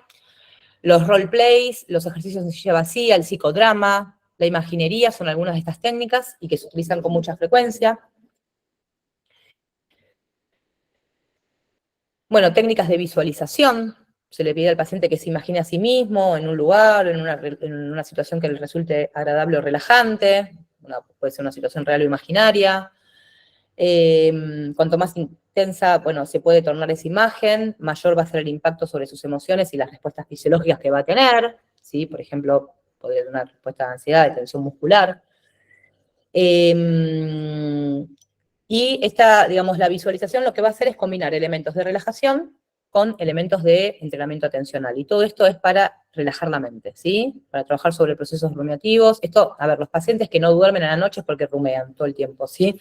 O sea, ¿de qué manera podemos ayudar al paciente a vincularse con su experiencia mental de otra manera? Y qué estrategias y técnicas le podemos dar como para que aprendan, ¿sí? A manejar, digamos, estas respuestas, ¿no? Emocionales y fisiológicas. Y para cerrar ya, digamos, lo que les traje es un último ejercicio que me parece súper interesante, que viene de terapia de aceptación y compromiso, que todos la deben conocer, de ACT, que es un enfoque conductual, contextual. Por eso cuando empecé con el conductismo dije, bueno, esto realmente lo vamos a ver como es un círculo perfecto, ¿no? Que combina técnicas de cambio atencional, conciencia en el momento presente y procedimientos de aceptación. Y bueno, IAC hace hincapié en la función y el contexto de los fenómenos psicológicos más que en el contenido y en la forma de los pensamientos, sentimientos y sensaciones. Por lo tanto, lo que vamos a intentar hacer es promover la flexibilidad psicológica, que tiene como objetivo ayudar a las personas a fomentar la capacidad de experimentar pensamientos, sensaciones corporales o emociones sin emitir juicios y al mismo tiempo actuar de manera eficaz de acuerdo con los valores elegidos. La terapia de aceptación y compromiso, bueno, que se llama ACT, puede ser una intervención útil para reducir las dificultades psicológicas y mejorar las habilidades de funcionamiento adaptativo, ya que la inflexibilidad cognitiva conlleva problemas de conducta y desregulación emocional, que se asocia con cogniciones inflexibles, como el pensamiento todo o nada o las creencias perfeccionistas. ACT se citó como un enfoque potencialmente apropiado para personas que presentan discapacidad intelectual y TEA, que es un paper, digamos, que yo después se los puedo pasar, si quieren me escriben y les puedo pasar bastante información de toda esta hiperclase, y que se basa en los principios de análisis funcional de la conducta. Una revisión actual proporciona evidencia limitada para el uso de intervenciones informadas ACT para adultos con discapacidades intelectuales y autismo, pero está claro que técnicas y estrategias de ACT para esta población está creciendo y han podido y otros han podido, está creciendo, y otros han pedido a analistas conductuales aplicados que consideren ACT como una consideración de tratamiento. Y lo que les traje acá para terminar ya mismo es la Matrix, 2 palabritas de la Matrix, que me parece excelente, que esto lo trabajo muchísimo con los pacientes porque es algo visual y ayuda muchísimo. La Matrix tiene 4 cuadrantes, como verán, ¿sí? Y esto lo vamos armando con los pacientes. El cuadrante 1, ¿sí? Vamos a preguntarle a nuestros pacientes. Vamos a hacer preguntas para que nos orienten, ¿sí? A conocer sus valores, ¿sí? Qué es importante para ellos, qué tipo de personas quieren ser, qué cosas importantes quieren hacer, qué tipo de vida quieren tener. En el cuadrante 2 vamos a ubicar cuáles son los comportamientos que suceden debajo de la piel, ¿sí? Cuáles son los eventos privados, que impiden realizar conductas de acercamiento a lo que realmente es importante para ellos, ¿no? Pensamientos, emociones, sensaciones que aparecen como barreras, ¿no? El miedo, bueno, yo quiero ser una persona sociable, yo quiero salir con amigos, quiero tener una novia, ¿no? Bueno, ¿qué me pasa cuando realmente estoy a punto de poder llevar a cabo esa conducta que me acerca a un valor? Me agarra miedo, me agarra ansiedad, ¿no? Vergüenza, o pensamientos como, no, yo estoy fallado, ¿quién me va a querer? Nadie me va a aguantar, nadie me va a aceptar, ¿no? También pueden aparecer manifestaciones fisiológicas, activación fisiológica, como palpitaciones, temblores, ¿sí? Entonces ahí empezamos a desarrollar el yo notando, el yo notando. El yo notando, que es el que estaría en medio de la cruz, ¿no? Y digo, bueno, ¿qué hago? ¿Cómo me noto? ¿Qué es lo que hago? ¿Cómo nos vemos? ¿Qué nos vemos haciendo cuando aparecen los estímulos negativos del cuadrante 2? Entonces, cuando un valor mío es esto, decir, bueno, yo quiero tener un novio, quiero tener una novia, pero me da vergüenza, me da ansiedad, pienso que no voy a poder, entonces, ¿qué hago? Me aíslo, lloro, me autoagredo, o agredo al otro, ¿no? Como un intento de resolver esa situación. Y todas estas conductas que me veo haciendo, que me noto haciendo, ahí vemos también un distanciamiento, un cambio de perspectiva, ¿no? Me llevan a entrar un loop terrible, porque voy al cuadrante 2 nuevamente, ¿y qué hago? Me siento culpable, ¿sí? Pienso que soy un tonto, que no voy a poder, ¿y eso qué hace? Me vuelvo al cuadrante 3, entro en la rotonda, en esta rotonda que no me deja salir, ¿sí? Que me aísla cada vez más de mis valores, de lo que quiero. Entonces, cuando entramos en la rotonda, ¿sí? Lo que hacemos es no resolver el problema, por supuesto, sería como la sábana corta, ¿no? Por momentos, quizá, bueno, una conducta evitativa te relaja, pero después lo que hace es mantener el problema en el tiempo, ¿sí? Y generar nuevamente un evento privado en el campo 2, ¿sí? Entonces, lo que vamos a hacer con los pacientes es pensar en qué comportamientos pueden aparecer en el campo 4, que ellos puedan identificar estos comportamientos, notándose, haciendo cosas que los lleven y los acercan a sus valores, ¿sí? Les vamos a preguntar explícitamente cómo, si pudieran verse acercándose a todo lo que es importante para ellos, ¿qué se verían haciendo? Y ahí vamos a intentar anotar todo, más allá de que quizá sean conductas muy poco realistas, ¿no? En relación, digamos, a los desafíos que tenga esa persona. Pero bueno, eso después se puede empezar a adecuar y se pueden empezar a establecer partes o llevar a cabo pasos pequeños para llegar a los comportamientos finales, ¿sí? Pero toda información que aparezca en el paso 4 es importante. Lo importante es que aparezca el yo notando, ¿sí? Y que aparezca este yo notando entre el cuadrante 2 y el 3, para luego poder empezar a pensar y a notar qué conductas nos podrían llegar a llevar al cuadrante 1. Bueno, los cansé, me imagino. Ahí está. Bueno, muchas gracias María, muy completa la clase, hablaste de toda la historia y de toda la trayectoria de la terapia cognitivo-conductual de una manera muy completa y sintética, así que bueno, felicitaciones y muchas gracias. Gracias. Vamos a dar espacio a preguntas que fueron escribiendo en el chat. La idea, como les dije al principio, es priorizar las preguntas que tengan que ver específicamente con la clase de hoy, que es intervenciones en terapia cognitivo-conductual en autismo. Y recuerden que, digamos, no podemos dar opinión de casos puntuales, ¿sí? Voy a leer una de las preguntas de Juan Pablo que dice, ¿qué recomendaciones se puede dar para la práctica de mindfulness en pacientes con TEA? Bueno, claramente los pacientes, digamos, todo lo que tiene que ver con desarrollo de capacidades metacognitivas. Eso es importantísimo, de poder empezar a desarrollar esta capacidad en relación a los pensamientos, estrategias de descentramiento. Creo que va por ese lado, digamos.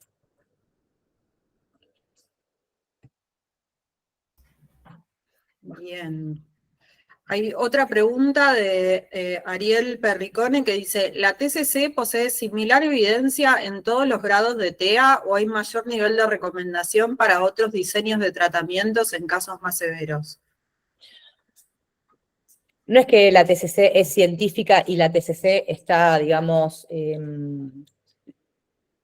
no es que la TCC es un tratamiento en sí científico al 100%. Lo que trabajamos son con adaptaciones, depende del paciente. Y en función de las características, el perfil de ese paciente en particular, la familia, su cultura, sus preferencias, vamos a pensar cuál es la mejor evidencia en investigación, ¿no? De hecho, por ejemplo, nosotros podemos trabajar con estrategias, con técnicas, digamos, más beckianas, donde trabajamos con el contenido del pensamiento, o podemos trabajar con estrategias más de la tercera ola, que son estrategias de descentramiento, ¿no? Cómo vamos integrando los diferentes modelos, pero en función de un paciente en particular. Sí, entiendo que lo que decís, digamos, la TCC como paradigma y después el traje a medida como Exacto. tratamiento para cada paciente. Otra pregunta de Ingrid Olmedo. ¿El terapeuta TCC tiene que tener especialización en TEA? A ver, tenemos que saber, nos tenemos que formar, digamos. Creo que el conocimiento es importante, ¿no? Y eso nos genera a nosotros también cierta capacidad de control y no caer en un burnout, digamos, ¿no? Porque cuando trabajamos con pacientes son situaciones que no sabemos manejar. Muchas veces llevamos a cabo estrategias iatrogénicas o quemamos estrategias, o como decía anteriormente, bueno, la exposición. Bueno, antes de exponer siempre tengo que psicoeducar, tengo que ver hasta dónde una estrategia que podría ser buena podría ser iatrogénica en un contexto en particular si el paciente no está preparado, ¿no? Porque yo, lejos de poder generar el mecanismo de habituación y desconfirmación, lo que hago es reforzar la creencia desadaptativa, por ejemplo. Entonces, antes nosotros hablábamos de los TAEs, que son los tratamientos con apoyo empírico, donde a partir de un trastorno, digamos, específico, instrumento un tratamiento específico. Bueno, ahora voy a hablar de lo que es la práctica basada en la evidencia, que tiene 3 patas. Primero voy a utilizar la mejor evidencia en investigación, que puede ser distinta para cada paciente en particular, y cada momento en particular, o cada problemática en particular, teniendo en cuenta las características, las culturas, las preferencias, los recursos de ese paciente en particular, y a la vez la calificación clínica, porque yo puedo tener el mejor tratamiento, la mejor estrategia, pero si se la aplico al paciente equivocado, y si yo como terapeuta no estoy calificado, la quemo, y esa estrategia después no la voy a poder volver a usar, ¿no? Entonces, bueno, creo que ese es un paradigma, digamos, es una premisa básica. Nada, todo no es para todos, digamos, ¿no? Y tampoco en diferentes momentos. Entonces, ese es el arte, digamos, ¿no? Porque hay digamos, libros, investigación, todos los modelos cognitivos, las estrategias están investigadas y sabemos que funcionan. El tema es para quién y en qué momento. Eso sería como lo que nosotros tenemos que poder ver. Sí, y fundamental tener herramientas para reconocer ese paciente que llega, ver si sospecho, digamos, que el motivo de consulta puede venir, digamos, también, aunque no lo estén explicitando, con algo relacionado con el espectro del autismo y poder, o evaluar e incluir, digamos, dentro de la conceptualización de caso eso, o derivar a alguien que sí sepa, sí. Otra pregunta tenemos. Ayúdame, Miguel, DBT, dale, ayúdame. te ayudo. DBT, o sea, la terapia dialéctico-comportamental, ¿es un abordaje eficaz, eficiente para personas con TEA, con ansiedad y depresión? Trabajamos ahí bien a nivel transdiagnóstico y con procesos de regulación emocional, ¿no? Creo que son, ¿no? Vos ayuda un poco, Rochi. En esto sí, está, a ver, dentro de DBT tiene el modelo de Julie Brown de Skill Systems, que hemos tenido alguna charla acá del capítulo del equipo que hizo la traducción de Fundación Foro, que ellos tienen un grupo de habilidades, no es específico para autismo, sino es para personas con desafíos cognitivos. Y bueno, como es un modelo nuevo, está, digamos, estudiándose, no sé específicamente qué nivel de evidencia tiene en este momento, pero sí hay un modelo que para determinado perfil de pacientes puede ser bueno. Como dice María, esto es un traje a medida y hay que conceptualizar bien el caso y saber, digamos, cuál es la herramienta que mejor va a funcionar para ese paciente, por ejemplo, con ansiedad o depresión en autismo. El tratamiento de la DBT y del modelo Skill Systems es más para desregulación emocional que ansiedad comórbida con autismo, por ejemplo. Exacto. Bien. Y es bien procesos ahí, ¿no? Sí. Digamos, tenemos que trabajar sobre. Digamos, es una adaptación del modelo de terapia dialéctico-comportamental para personas con desafíos cognitivos. Bien, a ver, hay personas que han levantado la mano. Recuerden que, digamos, que vamos a priorizar preguntas que tengan que ver con el motivo de la clase y que no podemos hablar de casos puntuales. A ver, Ale Pérez, que fue la primera que levantó la mano, ¿está por ahí? No sé si quiere abrir el micrófono. Y si no, otra persona que levantó la mano es Patricia Macio.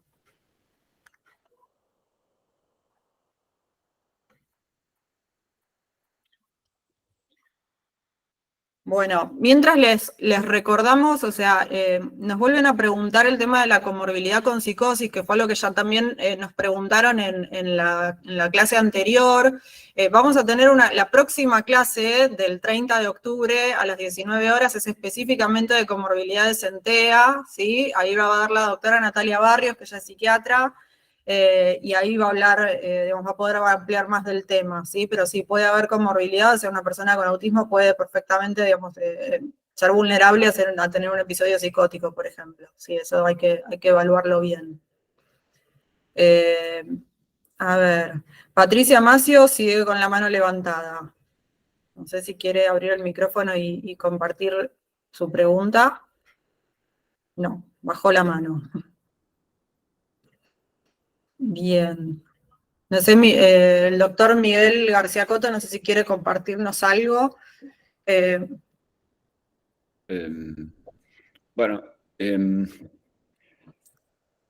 relación a la pregunta que había hecho el colega sobre si para ser terapeuta cognitivo-conductual hay que saber autismo, yo creo que, no sé si hay que saber autismo, sí me parece importante tener un marco de referencia que sea neurocognitivo, porque yo creo que eso es lo que tal vez nos permitiría poder tomar mejores decisiones en cuanto a cuál de las técnicas implementar. No todas las técnicas son para todas las personas que piden ayuda, ¿no? Estén o no estén dentro del espectro del autismo. Me parece fundamental, porque una parte de la historia se desarrolla en la sesión, pero yo creo que el punto crítico es el momento en donde hay que tomar la decisión en la situación real. Entonces, ahí es donde uno tiene que ver si esta persona que hoy en la sesión está pudiendo acordar, está pudiendo entender, está pudiendo conocer y todo eso, excelente. Después, cuando se encuentra en medio del caos de estímulos y de información y todo eso, puede llegar a seleccionar cuál es el foco adecuado, cuáles son las oportunidades adaptativas, los desafíos y bueno, y todas esas cosas. Así que bueno, no es sobre autismo, pero sí yo creo que tener alguna formación neurocognitiva me parece que es interesante, ¿no? No sé qué opinan ustedes. Sí, claro. Sí. Incluso para habilidades sociales. Podemos trabajar habilidades sociales y la persona aprende ciertos patrones, pero después, si no puede seguir el flujo temporal de la interacción social, por más que tenga los patrones, no va a poder jugarlos, porque cuando los va a poner en juego ya pasaron, ¿no? Por ejemplo. Vamos. qué sé yo, eso se me ocurrió decir. La clase me pareció brillante, buenísima, Muy gracias. súper, llena de información, buenísimo. Gracias, Miguel. Ay, los cansé un montón de tiempo, estoy hablando. Tenemos otra pregunta en relación, dice, que es una pregunta más para terapia ocupacional, pero ¿cómo se encargaría una exposición con un paciente con problemas de integración sensorial? Por ejemplo, una persona que tiene que ir a un ambiente hiperestimulante, con conocimiento de que en ese ambiente puede desarrollar una crisis. Y vamos a tener el 27 de noviembre a Adriana García, terapista ocupacional, hablando de herramientas de integración sensorial en el autismo. Creo que ahí se va a poder responder de manera más amplia esta pregunta. Sí. Está grabado, así que supongo que lo suben a YouTube, para que lo puedan ver. Sí, eso no lo manejamos nosotros, el tema de la grabación. Después, bueno, puse el mail y el Instagram en el chat, que eso también nos estaban preguntando.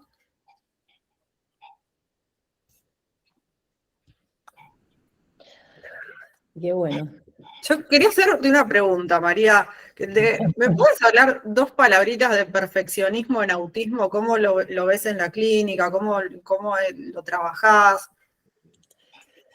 Bueno, en realidad el perfeccionismo es un constructo multidimensional y transdiagnóstico, ¿sí? En realidad está en todos los trastornos, digamos, no solamente en el autismo. Como, digamos, comenté anteriormente, hay personas que son perfeccionistas, otras personas que son perfeccionistas adaptativos y otras personas que son perfeccionistas desadaptativos. El perfeccionista adaptativo, digamos, que muchas personas con autismo también pueden, digamos, puntuar dentro de lo que es el perfeccionismo adaptativo, son personas que tienen altos estándares de desempeño, ¿sí? Pero hay poca discrepancia entre el alto estándar y el desempeño percibido. ¿Bien? En cambio, el perfeccionismo clínico o el perfeccionismo desadaptativo son personas que tienen alto desempeño, pero que hay mucha discrepancia entre el alto desempeño y entre el estándar y su desempeño percibido, porque sus estándares son poco realistas. Entonces, la teorización que se da, digamos, yo vengo trabajando este constructo hace muchos años en la facultad, de hecho ahora escribimos un librito con la cátedra y ya está por salir, así que en realidad lo que vemos es que muchas personas cuando, dentro del espectro del autismo, cuando construyen, digamos, un mundo interno, digamos, y esta digamos, dificultad para poder decodificar muchas veces normas, reglas sociales, ¿sí? O cómo deben ser las cosas, cómo debe ser su comportamiento, se aferran a creencias, ¿sí? Que muchas veces están dentro de lo que es, digamos, la connotación de lo que es un perfeccionismo clínico desadaptativo, porque son creencias rígidas respecto de cómo tiene que ser su desempeño, ¿no? Que muchas veces es poco realista y es poco modulable a nivel conceptual, pragmático, práctico, digamos, en determinadas situaciones, o se aferran a un estándar que se lo intentan adaptar a determinadas situaciones sociales y que son totalmente estereotipados, digamos, ¿no? Porque aferrarse a una regla, digamos, perfecta o correcta, ¿sí? Sin poder matizarla en función de la situación o el contexto, digamos, eso termina siendo desadaptativo.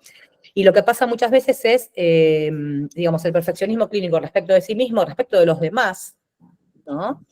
Que termina estando polarizado en relación respecto de lo que es la aceptación o el rechazo. Y también en lo prescriptivo, de cómo cree, digamos, que tiene que ser su comportamiento, ¿no? Y que muchas veces este comportamiento, digamos, tiene un estándar perfeccionista, digamos, que no puede ser, digamos, adecuado a una realidad, a una situación en particular. Y esto se ve muchísimo en los pacientes, muchísimo. Bueno, error equivocarse, el rechazo, los estándares que tienen de desempeño, que son poco realistas respecto, digamos, a cómo se perciben. Yo estoy trabajando mucho y estoy evaluando pacientes.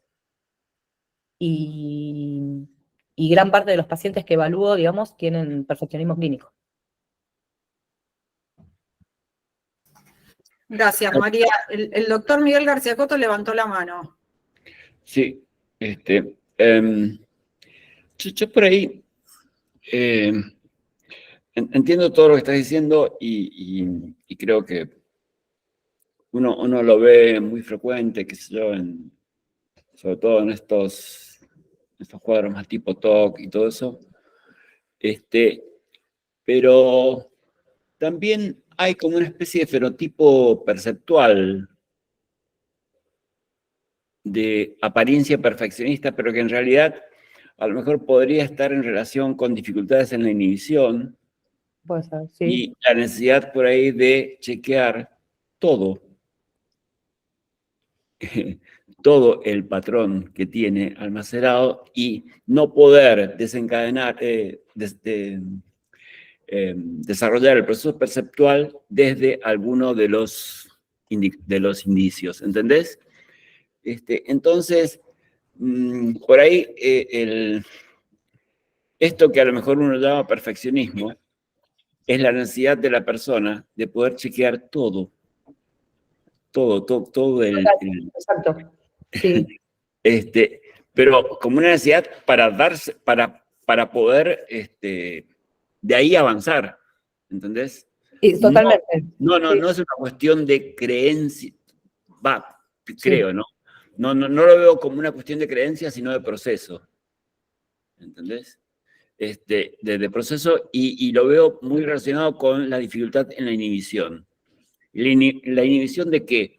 De todos esos procesos automáticos, todos esos procesos que pasan a ser automáticos cuando uno ya tiene dominio sobre alguna tarea, sobre alguna actividad, sobre alguna circunstancia, ¿entendés? A eso me refiero. Es decir, no estoy discutiendo lo que vos decís, sino que estoy por ahí hablando de cosas que a lo mejor uno piensa cuando ve a cierto tipo de pacientes, ¿no? A lo mejor a otros serán así como vos lo decís. Sí, No o sé. aferrarse a ese estándar, sí. Sí, sí. A eso me refiero. Es como que son procesos cognitivos diferentes. Sí. Sí, En donde de hecho, ahí no hay reducción de dimensionalidad en el almacenamiento, el archivo de información, y cuando se produce una situación que evoca, tiene que darse absolutamente todo. No sé sí. cómo lo ven ustedes. Como un paquete, digamos, ¿no? Por ahí, pero como un paquete en el sentido de que por ahí a lo mejor la persona no está reduciendo, no está pudiendo Matizar. armar conceptos. Armar conceptos y tomar Claro. de eso un concepto aunque sea funcional. Totalmente. Bueno, sí, en la modulación de eso, ¿no? Aferrarse a algo. Claro. ¿Sabes a qué me refiero? Por ejemplo, cuando un chico no quiere comer porque la comida tiene una cosa que no es, o Sí. tiene algo de un color diferente al que está acostumbrado a pensar, a comer, el que ya tiene incorporado. Exacto. Es como que ahí lo que se está produciendo es un desvío de la función. Entonces, la función adaptativa queda postergada y queda enfocado en la búsqueda de concordancia o en la bronca por la falta de concordancia con lo que espera, ¿entendés? Totalmente, sí. Entonces, de pronto compite con lo adaptativo esto. Bien, gracias Miguel. Tenemos tiempo para una última cortita que está levantando la mano hace un rato Ingrid Olmedo. Buenas, ¿qué tal? ¿Qué tal? Sí, cuando hablamos de comorbilidades o concurrencias, que teníamos el trastorno de ansiedad generalizado y también el trastorno de depresión, hablas también de unas dimensiones de psicopatología en que se da la inflexibilidad, la reumación, la preocupación. Si bien el perfeccionismo recién agregaron algo y eso ya se me cerró, en cuanto a la inflexibilidad y en cuanto a los sesgos que se generan, yo anteriormente hice la pregunta de si un espacio TCC tenía que tener una especialización en TEA, ¿no? Si bien el TEA es una dimensión que como que cuesta entender el día a día y cada vez hay más información, también hay diagnósticos tardíos, hay toda una dimensionalidad. ¿Cómo es la cuestión en un futuro, ¿no? De plantear un espacio y tener ciertas estrategias y herramientas en cuanto a las distorsiones o a los sesgos? ¿Cuál es el punto en medio de la autodeterminación que tiene la persona en el espacio terapéutico y en la vida diaria del contexto? Porque, a ver, por ejemplo, planteamos la situación de un diagnóstico tardío, el cual tiene una inflexibilidad, una rigidez, un masking o lo que sea, y que es una persona que tiene un historial de que su contexto social le asignó una etiqueta que eso se automatiza, ¿no? ¿Cómo se hace para mediar esa automatización si todo el tiempo en una sociedad, no generalizando, ¿no? Esa etiqueta también se refuerza, ¿no? Porque una cosa es, bueno, si se labura en un espacio, todo el conjunto que trae una persona y su singularidad, y otra cosa es también el contexto social, ¿no? Porque hay una desactualización sistemática. Y es como, ¿cómo se hace, no? Es un obstáculo, digamos, con los que nos encontramos. Porque falta mucha capacitación, Total. falta muchísimos cursos, falta muchísimas cosas, y es como, por eso anteriormente decía, che, bueno, pero un TCC tiene que tener una especialización en TEA porque es una dimensión que se desconoce, o que se conoce desde el pasado quizás, y es como, ¿cómo se hace en ese intermedio, no? Como, no sé, es complejo. Es complejo porque, bueno, sí, en cierto punto se va a plantear una flexibilidad cognitiva para que esa persona llegue a sus objetivos y tenga mejor calidad de vida, pero también está la realidad y es como, Total. ¿qué queda? No, bueno, no lo digo como barreras, ¿no? Claro. Totalmente, sí. Bueno, eso es las barreras que encontramos y con las que también nos topamos, ¿no? Totalmente. La discriminación, los prejuicios, la desinformación. Y que muchos espacios terapéuticos no tienen esa conciencia, digamos, de lo que está pasando en la sociedad. O si bien también se pueden plantear en un espacio, ¿no? Che, mira, pasa esto y esto. Es un tema. Sí. Es un tema. Bueno, por eso el tema de, digamos, construir una sociedad más inclusiva es un trabajo de todos, más allá de estar o no atravesado por la discapacidad, digamos, ¿no?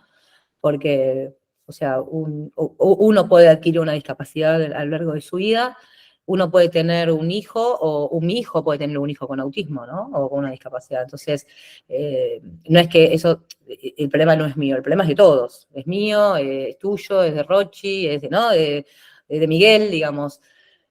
Eso es lo que nos ubica a todos como parte de la sociedad, ¿no? De ir construyendo cultura en este sentido. Porque también es verdad, uno totalmente trabaja un montón de cosas y después, bueno, en la escuela lo excluyen, la maestra lo excluye, o lo que fuere, digamos, ¿no? O le refuerzan un montón de conductas desadaptativas, bueno, es parte, digamos. El tratamiento no termina dentro del consultorio. Empieza. Claro, empieza ahí. Así que bueno. Buenísimo, muchísimas gracias. A vos. Gracias a los tres que participaron y eso. Bueno, los esperamos en la próxima. Sí, los esperamos en la próxima clase que va a estar a cargo de la doctora Natalia Barrios, que nos va a hablar de comorbilidades en autismo el lunes 30 de octubre a las 19 horas. Continúa después en noviembre la clase de integración sensorial a cargo de Adriana García, y después en diciembre, el 11 de diciembre, el doctor Sebastián Gupier nos va a estar hablando de diagnóstico. Les agradecemos que hayan participado de este segundo encuentro, que se hayan quedado hasta este horario, y los esperamos en la próxima. Muchas gracias por el interés. Hasta luego. Muchas gracias.